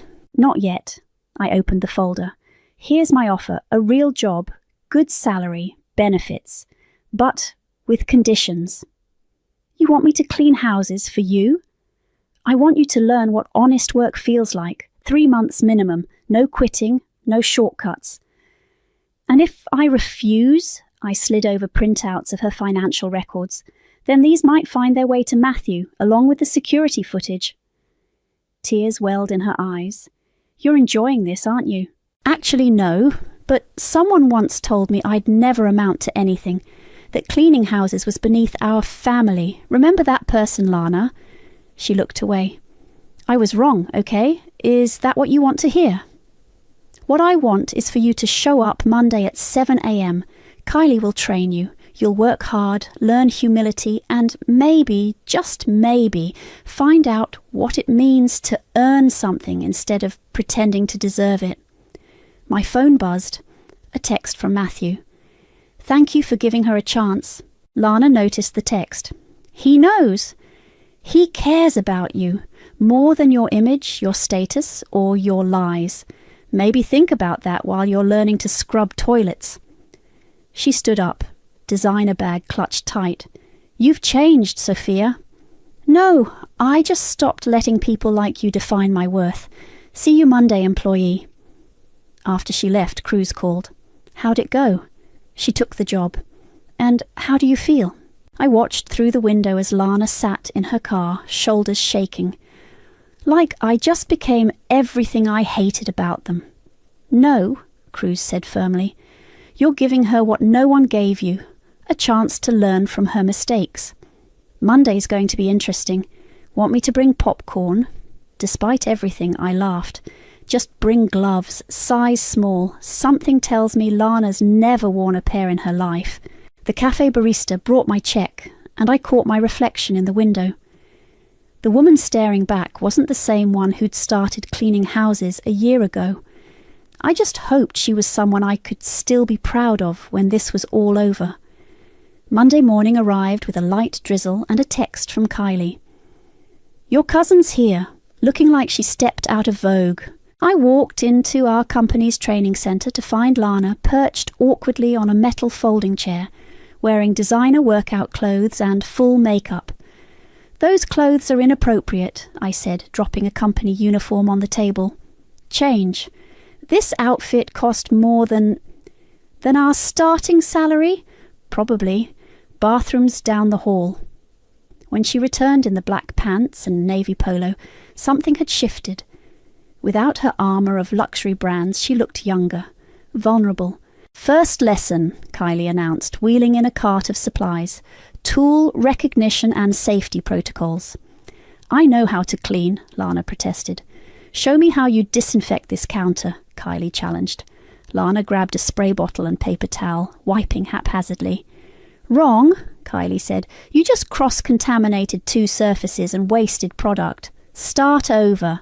For the next hour, I watched Lana struggle with basic cleaning techniques. Her perfectly manicured nails chipped, her makeup smeared as she sweated. Ready for your first client? I asked. Already? Panic flashed across her face. You'll shadow Maria today. Listen, learn, and don't complain.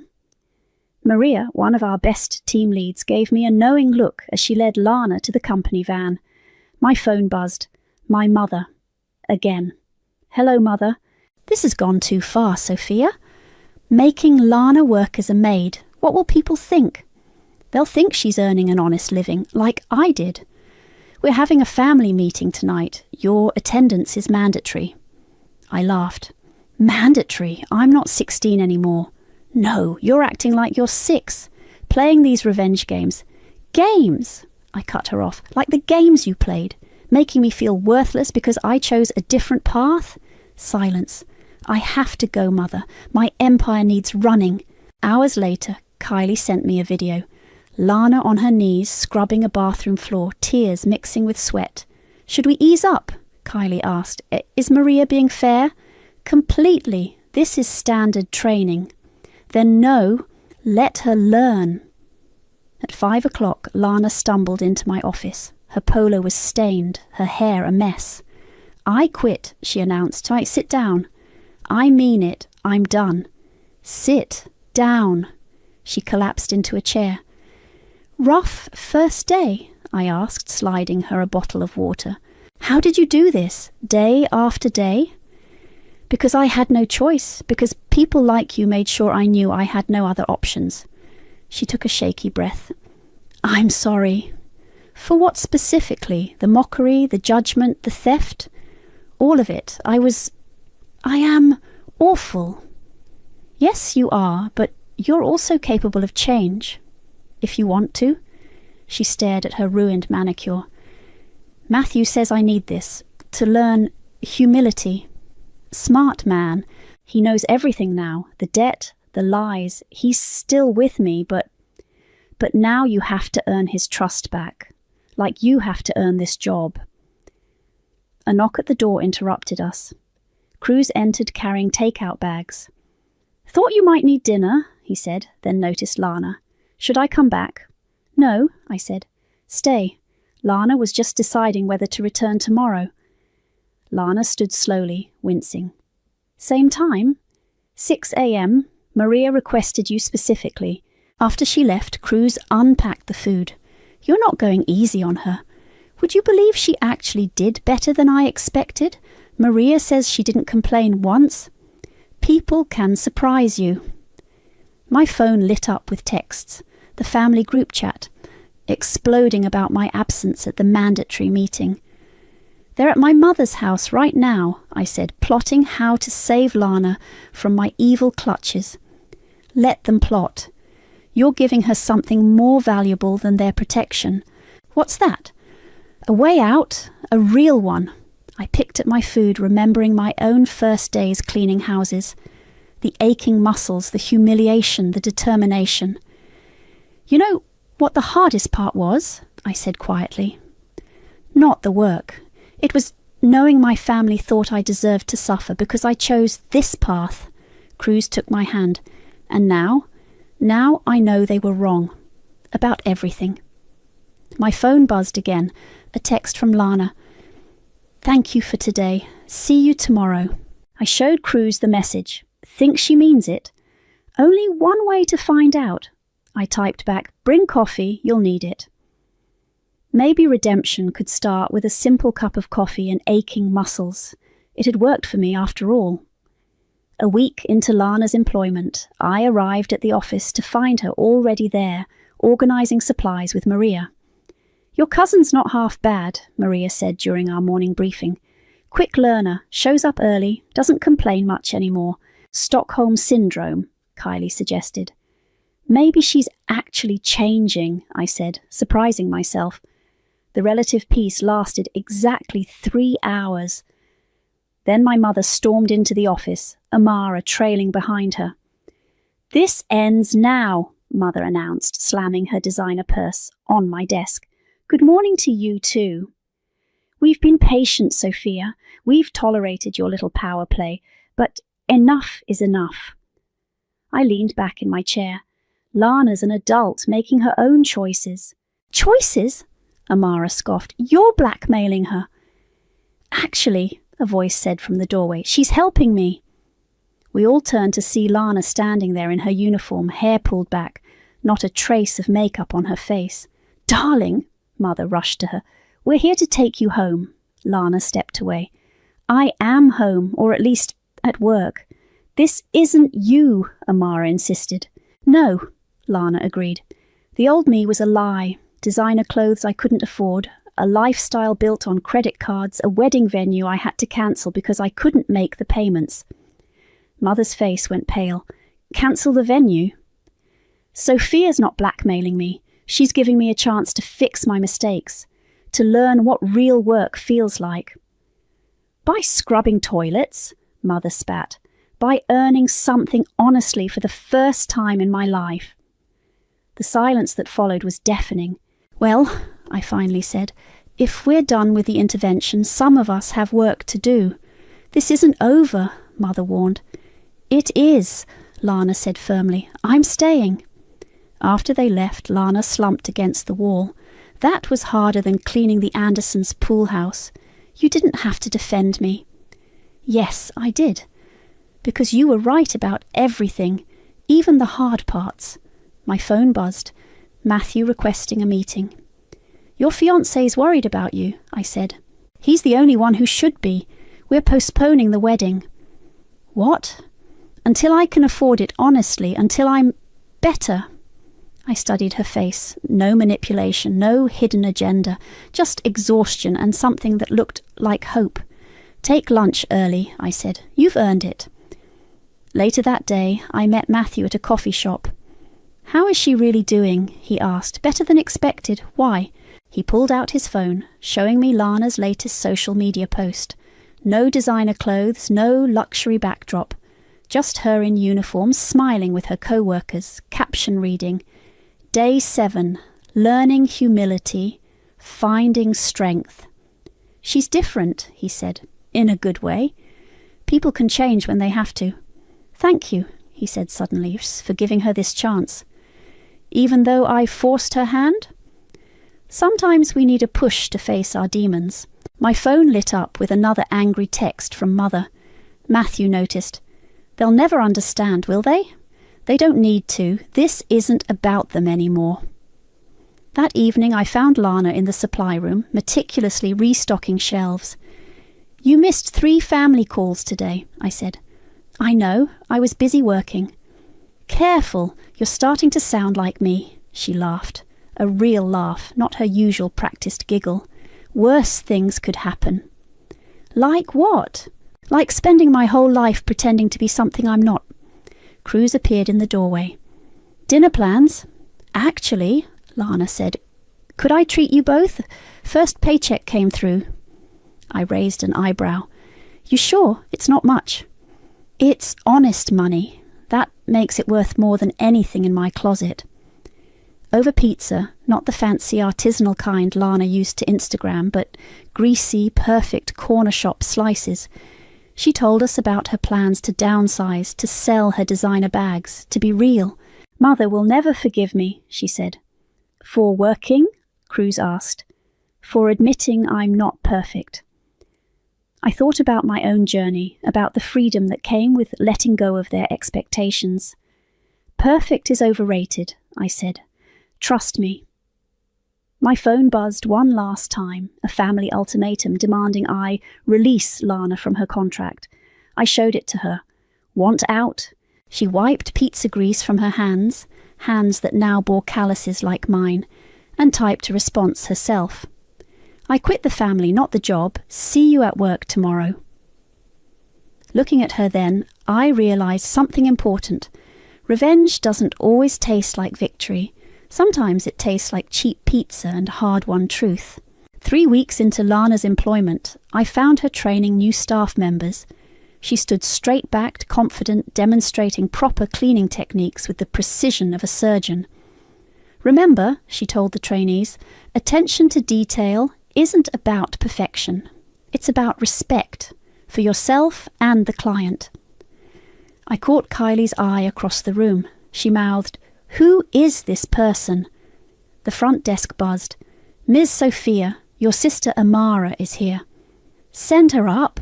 Amara burst into the training room, stopping short at the sight of Lana in her element. What have you done to her? Amara demanded. Lana turned calmly. I'm in the middle of training, Amara. Can this wait? Training? You're teaching people how to clean toilets. Actually, one of the trainees spoke up, she's teaching us about business operations and client relations. And proper sanitation protocols, another added. Amara's face reddened. Mother's in the hospital. The room went silent. What happened? Lana asked. Anxiety attack. She can't handle what Sophia's done to this family. I stepped forward. What I've done?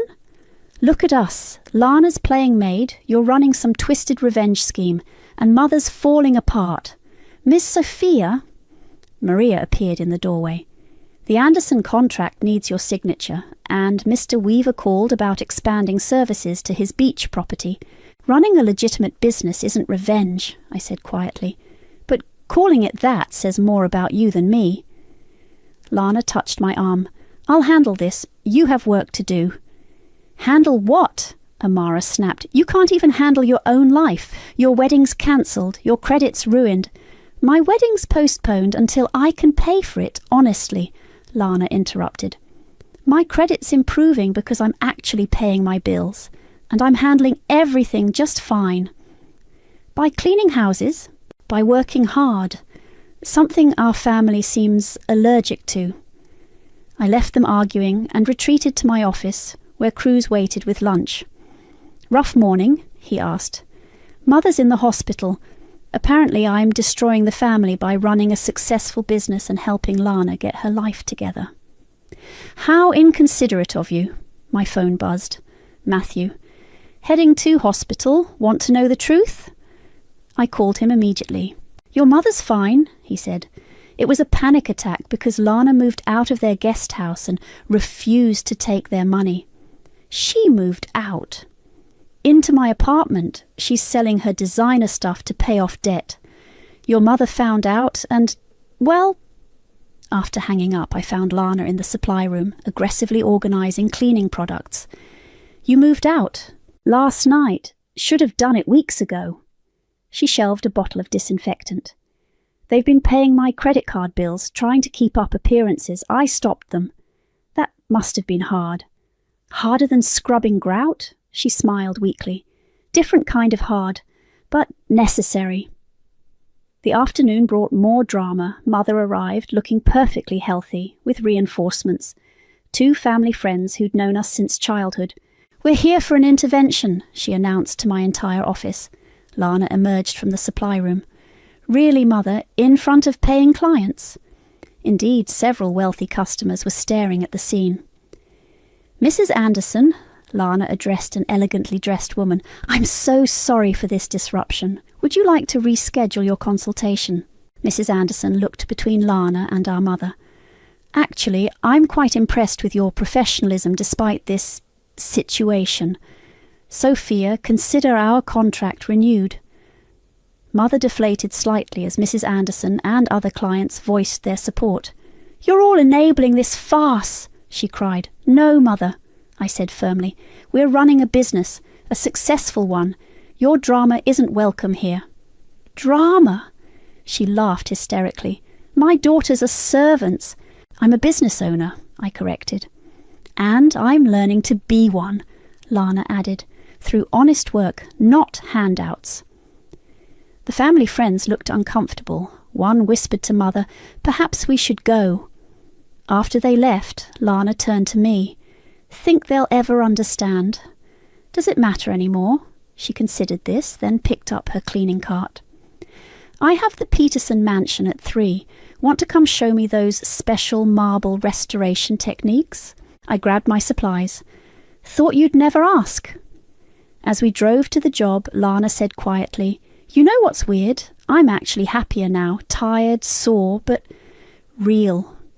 "Welcome to the dark side," I laughed. "More like the clean side." She paused. "Thank you for forcing me to face myself." My phone buzzed with another family message, but for the first time in weeks, I didn't feel the need to check it. Some forms of clean don't require soap and water. Sometimes the best cleaning happens when you scrub away the lies you've been telling yourself. Mr. Weaver invited me for afternoon tea in his garden, something that had become our monthly tradition. Today, though, felt different. "I hear your cousin's quite the success story," he said, stirring honey into his cup. "She's surprising me, actually showing leadership potential." "And how does that make you feel?" I set my cup down. "Honestly, confused. This was supposed to be revenge. Was it?" He smiled knowingly. "Or was it about proving something to yourself?" Before I could answer, my phone buzzed. Kylie calling. "Emergency at the Peterson mansion," she said. "Need you both here."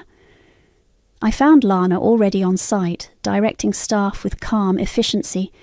The problem, a priceless antique rug damaged during cleaning, could have been catastrophic. "I've already called our insurance," Lana explained. "And I know a restoration specialist who can fix this." Mrs. Peterson was understanding once I walked her through the solution. I watched her handle the situation with grace I wouldn't have expected a month ago. "Good work," I said afterward. "Learned from the best." She hesitated. "Matthew and I set a new wedding date." "Oh." "Small ceremony. No borrowed money, no fake luxury. Just real people who actually care." Mother will hate it. Mother hates everything these days, Lana smiled. But I don't care anymore. That's the biggest change, not caring what they think.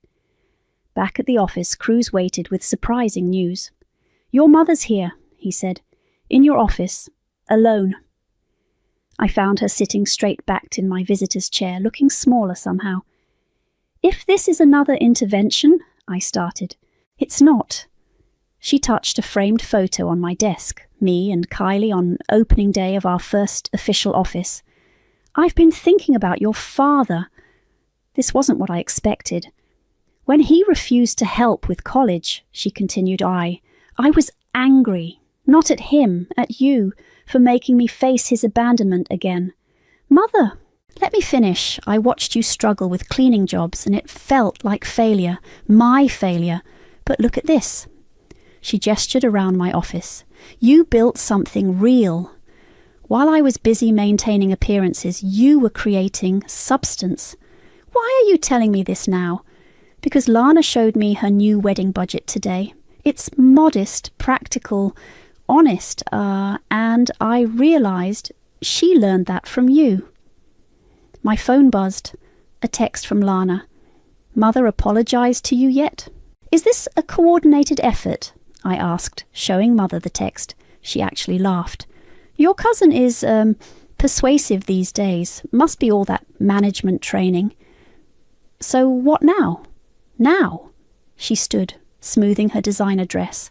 Now I go home and learn to accept that my daughters are stronger than the life I wanted for them. After she left, I walked through my bustling office. Maria training new staff, Kylie coordinating schedules, Lana on the phone with clients. All of it real, solid, earned. Mr. Weaver called. Well, what? Did revenge taste as sweet as you imagined? I watched Lana high-five a trainee who'd mastered a particularly tricky cleaning technique. It wasn't revenge in the end, it was restoration. Like those fancy antique rugs you specialize in? Something like that. That evening I found a letter on my desk, handwritten from Lana. Dear Sophia, remember when you said this job was about learning humility? You were right, but not in the way you planned. I learned humility by watching you, someone who built something meaningful while we were all too busy judging to see it. I'm not quitting. Actually, I'd like to discuss a management position. Turns out I'm pretty good at this. Who knew? Thank you for seeing something in me worth cleaning up. Lana. P.S. You're invited to the wedding. No cleaning required. Cruz found me reading the letter. Happy ending? He asked. Different ending, I corrected. Better than revenge. My phone buzzed one last time. A message from Mother in the family group chat. Dinner at Sophia's office next week. She's teaching me about her business. I showed Cruz the message. Think they're really changing? I think you changed first. They're just catching up. Looking around my empire of clean, I realized he was right. I'd wanted revenge, but I'd built redemption instead, not just for me, but for everyone willing to learn that honest work at any level was worth respecting. You know what the best kind of clean is? I asked Cruz. What's that? The kind that lets you see yourself clearly for the first time. He kissed my forehead. Ready to go home? Actually, I said, grabbing my supplies, I want to clean something first, just because I can. Sometimes the best endings aren't about getting even, they're about getting real. And real, like clean, is something you have to work at every single day. The morning dew still clung to the roses when I heard the crunch of expensive heels on my garden path. I didn't need to look up to know who it was. Only one person would dare to wear Louboutins to stomp through my father's prized garden. Madeline. Her voice dripped with fake sweetness. Still playing in the dirt, I see. I continued pruning my father's white roses, the ones he'd planted for my wedding day. The wedding that had ended in divorce papers and my ex-husband running off with the woman now standing behind me. Hello, Haley. You know why I'm here. She moved closer, her shadow falling across the flower bed. The reading of the will is tomorrow. And Holden and I think it's best if we discuss things civilly. I finally turned around, wiping my soil-covered hands on my gardening apron. There's nothing to discuss. This is my father's house, his estate. Was, Haley corrected, her perfectly painted red lips curling into a smirk. And since Holden was like a son to Miles for 15 years, we believe we're entitled to our fair share. The pruning shears in my hand suddenly felt heavier. The same Holden who cheated on his daughter with his secretary? That Holden? Ancient history. Haley waved her manicured hand dismissively. Miles forgave him. They still played golf every Sunday until... She paused for dramatic effect. Well, you know. My father's death was still raw, a wound that hadn't even begun to scab over. He'd been gone just 2 weeks, and here was this woman, this vulture, circling what she thought was easy prey. My father wouldn't have left Holden anything, I said firmly, standing up to my full height. He was many things, but he wasn't stupid. Haley's fake smile faltered. We'll see about that. Your brother Isaiah seems to think differently. The mention of my brother sent a chill down my spine. We hadn't spoken since Dad's funeral, where he'd spent more time consoling Holden than his own sister. You've spoken to Isaiah? Oh, honey. Haley stepped closer, her voice dropping to a conspiratorial whisper. We've done more than speak. He's been very helpful. I gripped the pruning shears tighter, remembering Dad's words from years ago. The roses need a firm hand, Maddie, but never a cruel one. Even the sharpest thorns serve a purpose. Get off my property, Haley, I said quietly. Before I forget my manners. She laughed, the sound like breaking glass. Your property? That's cute. This house is worth millions, Madeline. Did you really think you'd get to keep it all to yourself? Playing house in your daddy's mansion while the rest of us get nothing? My father built this house brick by brick, I said, my voice steady despite the rage building inside me. He planted every tree, designed every room. This isn't about money. This is about legacy. Legacy? Haley snorted. Wake up, Madeline. Everything is about money. And tomorrow, when that will is read, you're going to learn that the hard way. She turned to leave, but paused at the garden gate. Oh, and you might want to start packing. Holden and I will need at least a month to renovate before we move in. As her heels clicked down the path, I looked down at the roses, their white petals now spotted with soil where my trembling hands had crushed them. Dad had always said white roses represented new beginnings, but all I could see was red. I pulled out my phone and dialed the one person I knew would understand. Aaliyah? It's me. Haley just paid me a visit. Yeah, she's exactly as bad as we thought. Can you come over? There's something about the will I need to discuss with you. My best friend's voice was firm and reassuring. I'll be there in 20 minutes. Don't worry, Madeline. Your father was smarter than they know. As I ended the call, I noticed a small envelope poking out from beneath one of the rose bushes, its corner damp with dew.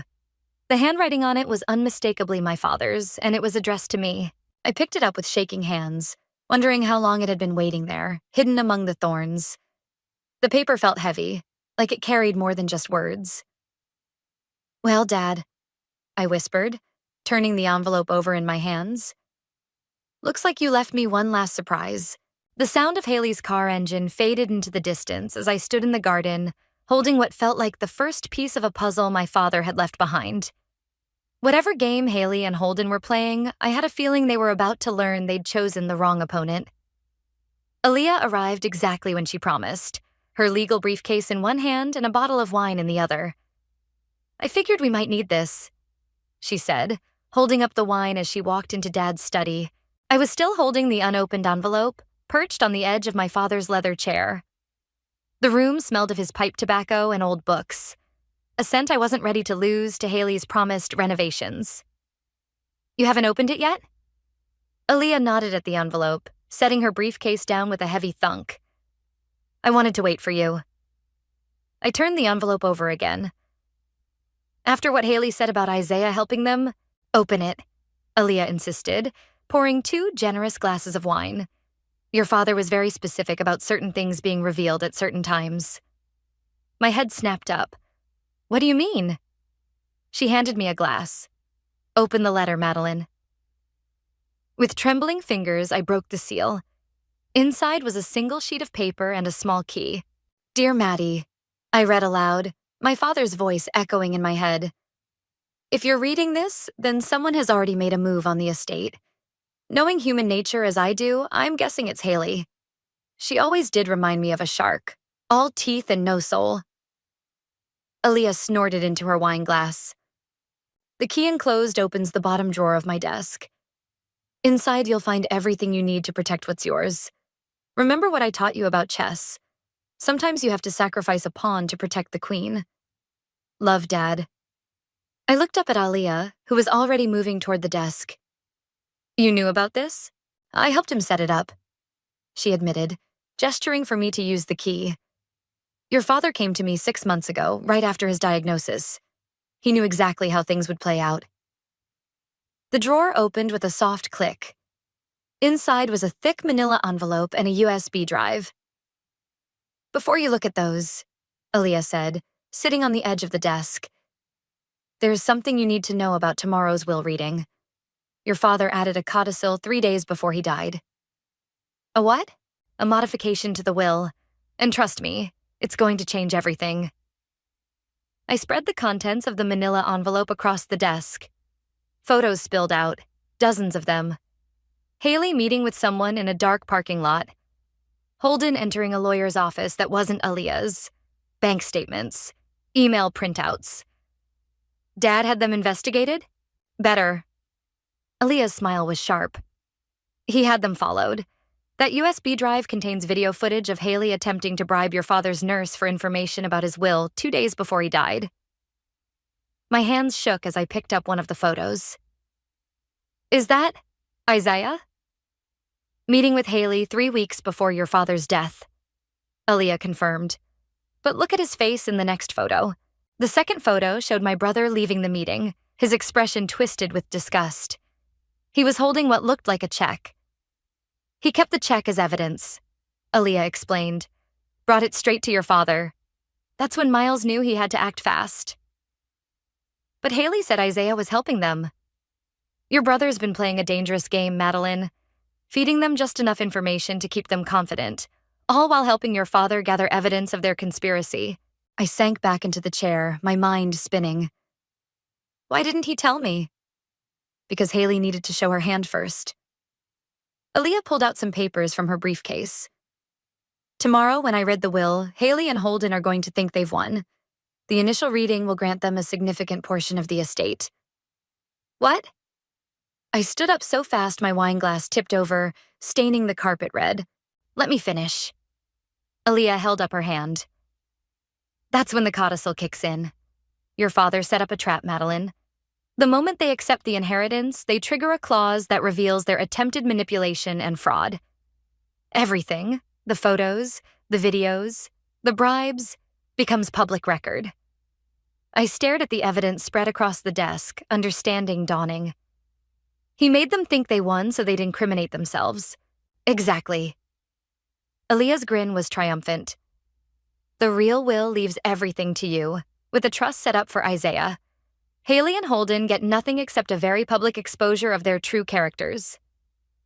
And tomorrow, Aaliyah finished her wine.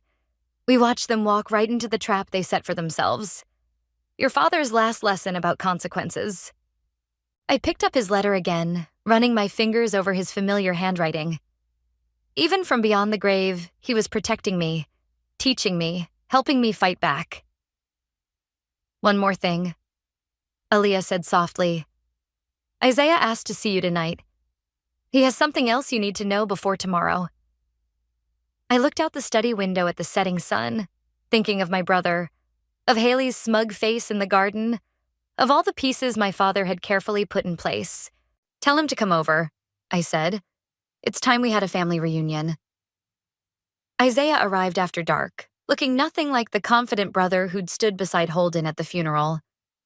His designer suit was wrinkled, his eyes shadowed with exhaustion. He hesitated at the study doorway, clutching a leather portfolio like a shield.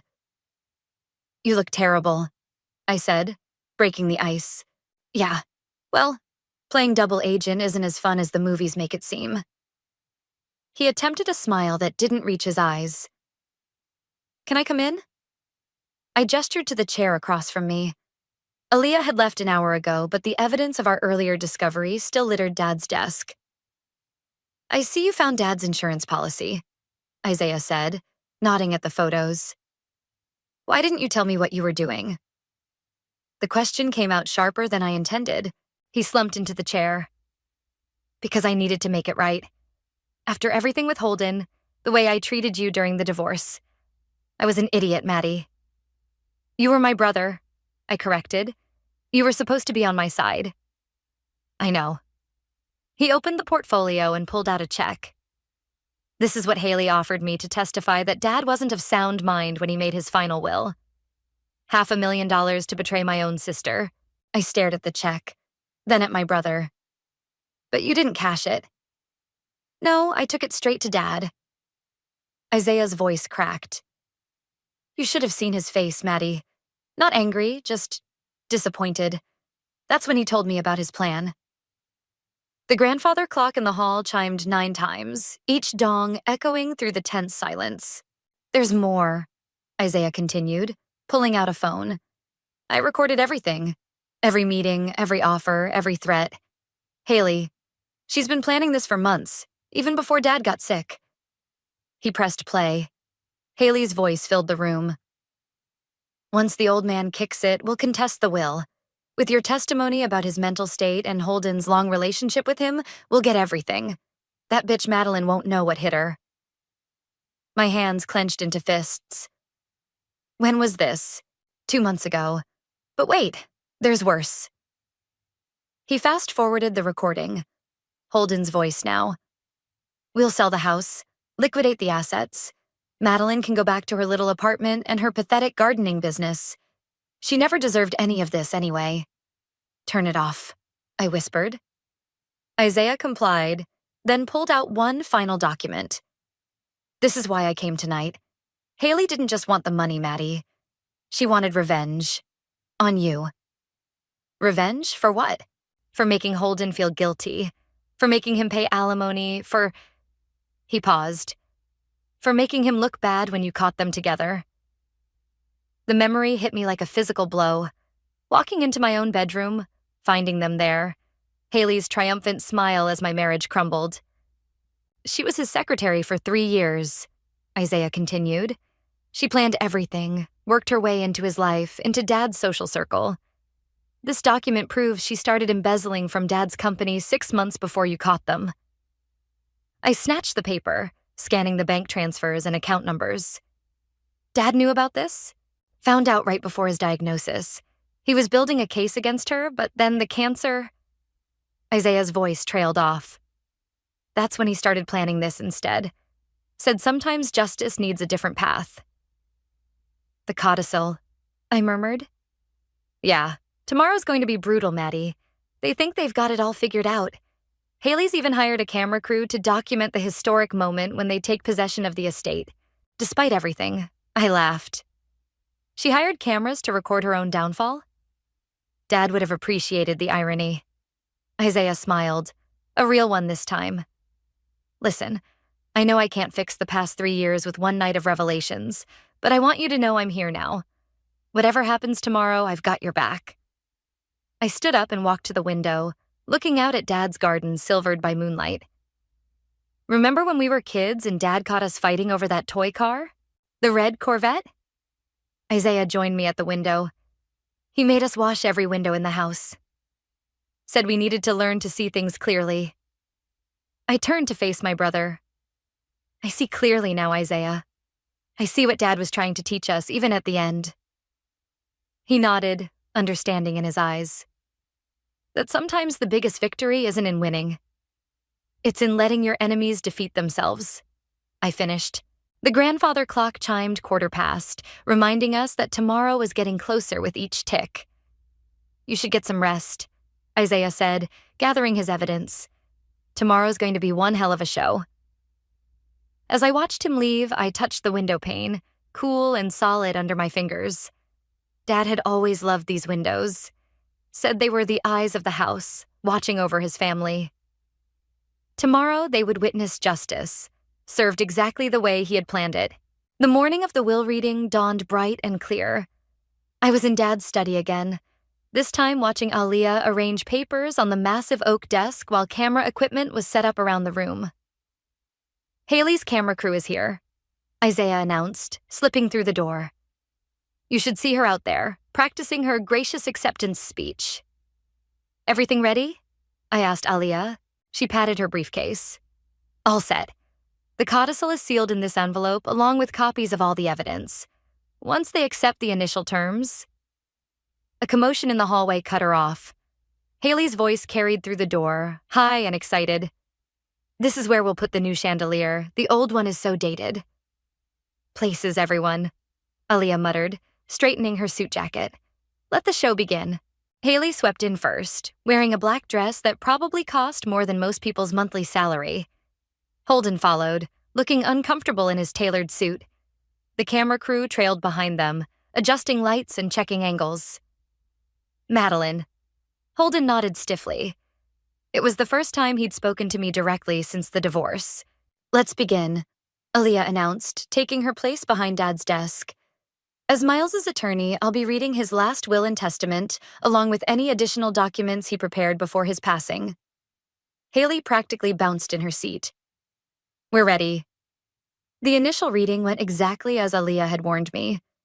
Dad's estate, including the house and company shares, was to be divided. 60% to me, 40% to Holden and Haley. I knew it! Haley squealed, grabbing Holden's arm. Miles loved us too much to leave us out. However, Aliyah continued, her voice cutting through Haley's celebration, there is a codicil to the will, added 3 days before Miles's death.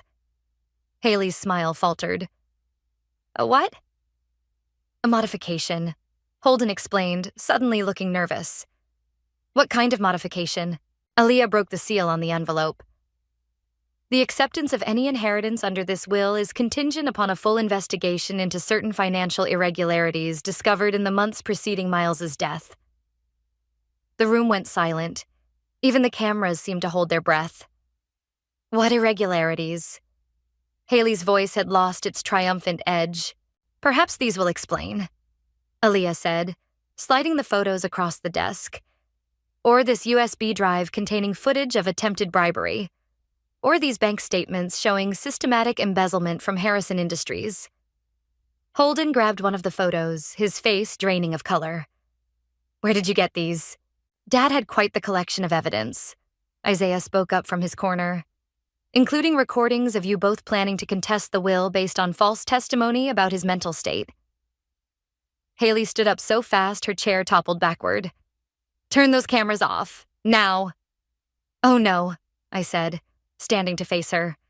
The cameras stay. You wanted to document this historic moment, remember? You can't do this, she hissed. Holden, tell them they can't do this.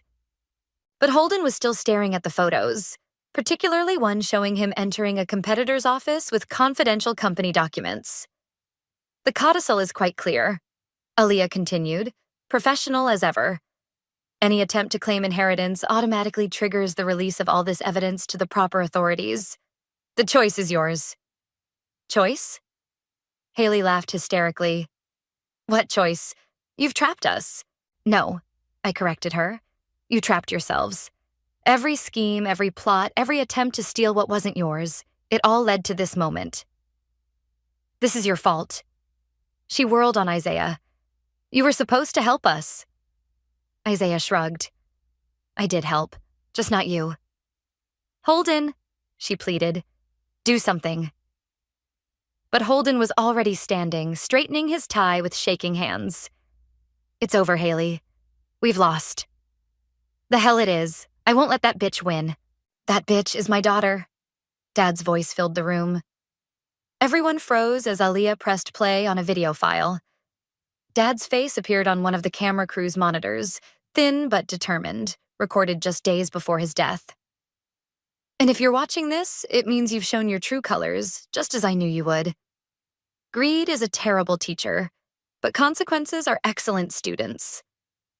Haley's mascara ran in black streaks as she backed toward the door. This isn't over. Actually, Aaliyah said, it is. The police are waiting in the foyer to discuss the evidence of embezzlement. I'd suggest cooperating. It might help with sentencing. As Haley and Holden were led away, the cameras still rolling, I felt Dad's presence in every corner of the room. He'd orchestrated it all, not just to protect his legacy, but to teach one final lesson about justice and patience. Well, Isaiah said into the silence, I guess those cameras caught their historic moment after all. The media circus that followed was exactly what Haley had wanted, just not in the way she'd planned. By evening, local news vans lined the street, and my phone wouldn't stop buzzing with calls from reporters. You need to see this, Isaiah said, turning up the volume on Dad's old television in the study. Haley's arrest was playing on every channel, her mascara-streaked face a stark contrast to her designer dress, as officers led her to a police car. The investigation into Harrison Industries has uncovered multiple instances of fraud. The reporter's voice droned on. Turn it off, I said, rubbing my temples. I can't watch anymore. Aaliyah burst through the door, waving her phone. It gets better.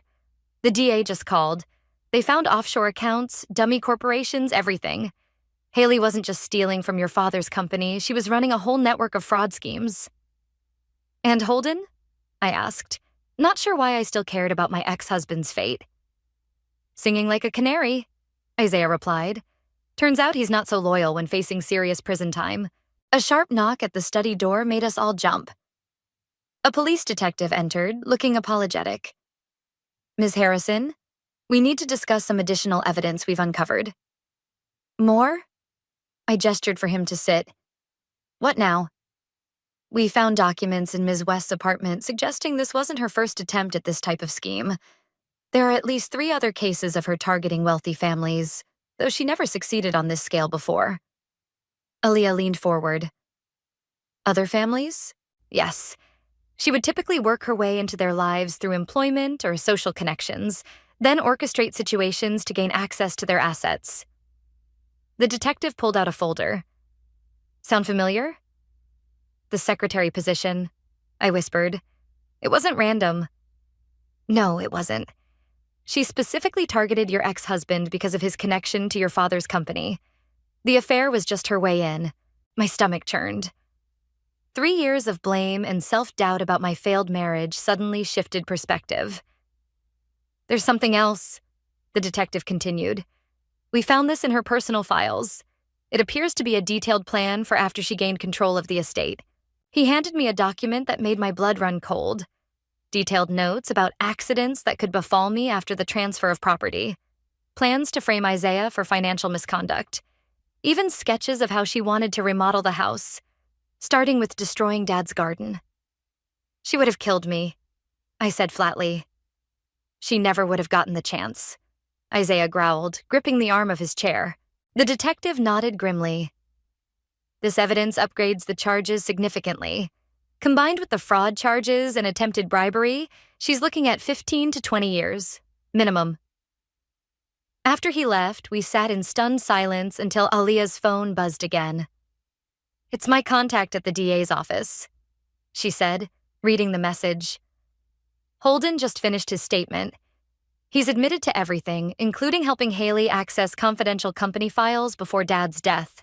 Did he know? I had to ask. About her plans for me? No, Isaiah answered, scanning the documents. According to this, she kept that part to herself. Probably knew he wouldn't have the stomach for it. A thought struck me. Dad knew, didn't he? That's why he put all this in motion. Aaliyah nodded slowly. He suspected. That's why he hired the private investigators, why he documented everything. He wasn't just protecting his legacy, he was protecting you. I walked to the window, looking out at the garden now swarming with news crews. The roses still bloomed, oblivious to the chaos their previous admirer had planned. We should release a statement, Isaiah suggested. Control the narrative before Haley's lawyers try to spin this. Already drafted. Aaliyah pulled out her laptop. A simple statement about cooperating with authorities and requesting privacy during this difficult time. Professional, dignified, everything Haley wasn't. Dad would like that, I said, managing a small smile. There's one more thing, Isaiah said, pulling an envelope from his jacket. I found this in Dad's personal safe. It's marked after justice is served. My hands shook as I opened it, recognizing Dad's handwriting once again. My dear Maddie, if you're reading this, then the truth has finally come to light. Don't let this experience harden your heart. The garden still needs tending, and life still needs living. I didn't set this trap just for justice. I did it so you could be free. Free from doubt, free from fear, and free to bloom again. Love, Dad. Outside, the reporters continued their live broadcasts, telling the world about the scandal, the arrests, the betrayal. But inside the study, surrounded by the evidence of my father's love and foresight, I finally felt something I hadn't experienced since finding Holden with Haley 3 years ago. Peace. So, Isaiah said, breaking the silence. What now? I looked at the roses outside, then at my brother and best friend. Now, we rebuild. Together. The preliminary hearing came faster than any of us expected. 1 month after the will reading, I found myself sitting in a courtroom, watching Haley and Holden being led in wearing orange jumpsuits, a far cry from their designer clothes. All rise, the bailiff called out. Aaliyah squeezed my hand as we stood. She'd insisted on being both my lawyer and moral support, saying some moments required both legal expertise and friendship. You don't have to speak today, she whispered. The evidence speaks for itself. But I knew I had to. Dad's last letter had said not to let this harden my heart, and staying silent felt too much like fear. Haley's eyes locked onto mine as she passed our bench. The hatred in them was palpable, but something else flickered there too. Desperation. Her lawyer had been trying to negotiate a plea deal, but the DA wasn't budging. Not with the mountain of evidence against her. Your Honor, the prosecutor began.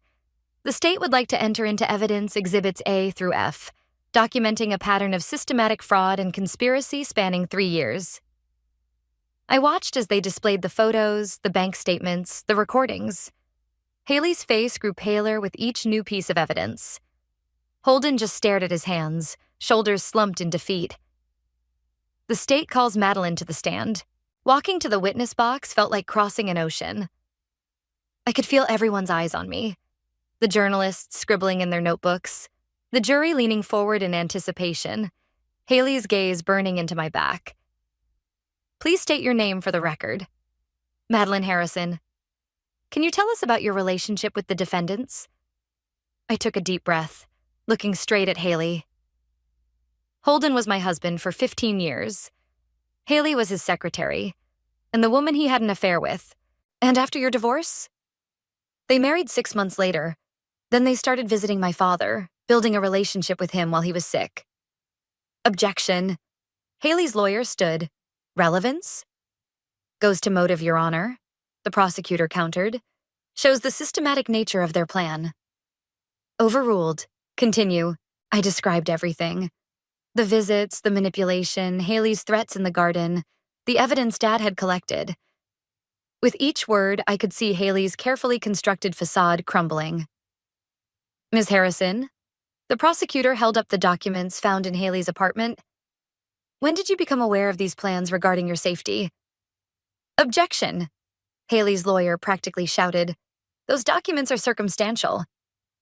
Your Honor, these documents detail specific plans to harm the witness after gaining control of the estate. The judge peered at Haley over his glasses. Overruled. I learned about them after their arrest, I answered, my voice steady. My father suspected something like this might happen. That's why he gathered all the evidence, why he changed his will. He was protecting me even after he was gone. Haley suddenly stood up, her handcuffs rattling. He was a manipulative old man who couldn't stand to see his precious daughter lose anything. This whole thing is a setup. Ms. West, sit down, the judge ordered. You think you've won? Haley shouted at me. You think this is over? I made your husband leave you once, I destroyed your marriage, and I'll find a way to destroy everything else too. The courtroom erupted in chaos. Bailiffs rushed to restrain Haley as she continued screaming threats. Holden looked like he wanted to sink into the floor. Order! The judge's gavel cracked like thunder. Remove the defendant! As they dragged Haley away, still shouting, I caught Isaiah's eye in the gallery. He gave me a subtle nod. Everything she'd just said had been caught on the court record, destroying any chance of sympathy from the jury. The judge called a recess, and Aliyah hurried me out of the courtroom. In the hallway, reporters clamored for comments, but she expertly steered me past them. Well, she said once we were safely in a private room, I'd say that outburst just sealed their fate. Did you see Holden's face? Isaiah joined us, closing the door on the media circus outside. He finally saw her for what she really is. I sank into a chair, exhaustion hitting me all at once. Dad knew. He knew exactly how she would react when cornered. Because people like that can't stand losing control, Aliyah said, pulling out her phone. The DA's texting me already. They want to move forward with additional charges based on her threats in court. How much time is she looking at now? 25 to 30 years minimum. Holden might get less with his cooperation, but he's still looking at 10 to 15. I thought about Dad's roses, still blooming in the garden he'd loved. He always said the truth finds its way to the light eventually. Speaking of truth, Isaiah said, there's something else you need to know about Dad's evidence. Something we found in his personal safe this morning. Back in Dad's study, Isaiah pulled out a weathered leather journal. The police found this when they were doing their final sweep of Haley's apartment. It was hidden in a false bottom of her desk drawer. What is it? I reached for the journal, but Isaiah held it back. Before you read this, you need to understand. Dad knew about this journal. It's why he was so certain about Haley's intentions. Aliyah leaned forward. Is this what I think it is? Her playbook, Isaiah confirmed. Detailed accounts of every family she's targeted, every scheme she's run, including her original plans for us. He opened the journal to a marked page and began reading. The Harrison family presents the perfect opportunity. Wealthy patriarch, strained family relationships, naive daughter who trusts too easily. The husband is the weak link, easily manipulated with flattery and attention. My stomach churned. Stop. You need to hear this, Maddie. Isaiah continued reading. Phase 1 complete, marriage destroyed. Phase 2, isolate the daughter from her support system. Phase 3, gain the father's trust. Final phase, eliminate all obstacles permanently. That's when Dad confronted her, isn't it? I asked, remembering Dad's sudden insistence on updating his will. Aliyah nodded. He showed me this journal 3 months ago. That's when we started building the case against her. But there's more, Isaiah said, flipping to another section. She wasn't working alone. There's a whole network of people involved in these schemes. Names, dates, bank accounts, everything. A sharp knock interrupted us. The detective from earlier entered, looking grimmer than before. We've been going through Ms. West's contacts, he announced. Found something interesting about her past. She's not who she claims to be. He laid out a series of documents on Dad's desk. Birth certificates, passports, driver's licenses, all with different names but the same face. Her real name is Margaret Phillips. She's wanted in 3 states for similar schemes. The FBI has been looking for her for years. Margaret Phillips? The name hit me like a physical blow. The woman who was convicted of killing that businessman in Florida? His death was ruled an accident, the detective corrected. But yes, same person. She served 5 years for fraud, got out, changed her identity, and started over. Your father was her biggest target yet. Aliyah was already on her phone. I'm calling the DA. This changes everything. With these priors, she's looking at life in prison. There's something else, the detective added. We found this in her safety deposit box. He handed me a USB drive. It's footage of your father confronting her about the journal. Thought you might want to see it. With shaking hands, I plugged the drive into Dad's computer. His face filled the screen, sitting in this very study, looking directly at Haley. I know what you're planning. Dad's voice was steel. I've read your little journal. Quite the career you've had, Margaret. Haley's face on the screen went white. How did you really think I wouldn't investigate the woman trying to destroy my family? I've known who you are since the day you started working for my company. Then why did I let you continue? Because sometimes the best way to catch a snake is to let it think it's winning. Dad leaned forward. You're finished, Margaret. Everything you've done, everyone you've hurt, it ends here. You're dying. Haley Margaret spat. You can't stop me. Dad's laugh was cold. My dear, I already have. You just don't know it yet. The video ended, leaving us in stunned silence. He knew, I whispered. He knew everything, right from the start. And he built an airtight case, Aaliyah added. One that would protect you and expose her entire network. The detective gathered his documents. The FBI wants to talk to you tomorrow. With this journal and your father's evidence, we can take down her whole organization. After he left, I walked to Dad's chair, running my hand along the worn leather. He let her think she was winning, all while making sure she'd never hurt anyone again. Classic Dad, Isaiah smiled. Always playing the long game. Aaliyah's phone buzzed. The DA just approved the new charges. They're upgrading it to a federal case. Haley or Margaret will never see the outside of a prison again. I picked up Dad's journal from his desk, the one he'd kept all his life, and opened it to his last entry. Sometimes justice takes patience. Sometimes it takes sacrifice. But most importantly, it takes faith in the truth. Maddie will understand when the time comes. The garden will bloom again, stronger than before. The preliminary hearing resumes tomorrow. Aaliyah said softly. Are you ready to finish this? I looked at the evidence spread across the desk, at Dad's journal, at the garden beyond the window where all this began. Yes, I said. It's time to end this. For Dad, for everyone she's ever hurt. And for you, Isaiah added. Mostly for you. The gavel's final crack echoed through the courtroom like thunder. In light of the overwhelming evidence and the additional federal charges, this court sentences Margaret Phillips, also known as Haley West, to life imprisonment without the possibility of parole. Haley, Margaret, stood rigid in her orange jumpsuit, all traces of her former polished facade gone. When they led her past our bench, she stopped, turning to face me one last time. I hope you're happy, she hissed. You've ruined everything. No, I replied calmly. You did that yourself. The only difference is that this time your target fought back. The bailiff pulled her away as she tried to respond. Behind her, Holden was already being led out to begin his own 15-year sentence. Outside the courthouse, reporters swarmed us, but Aaliyah's firm voice cut through the chaos.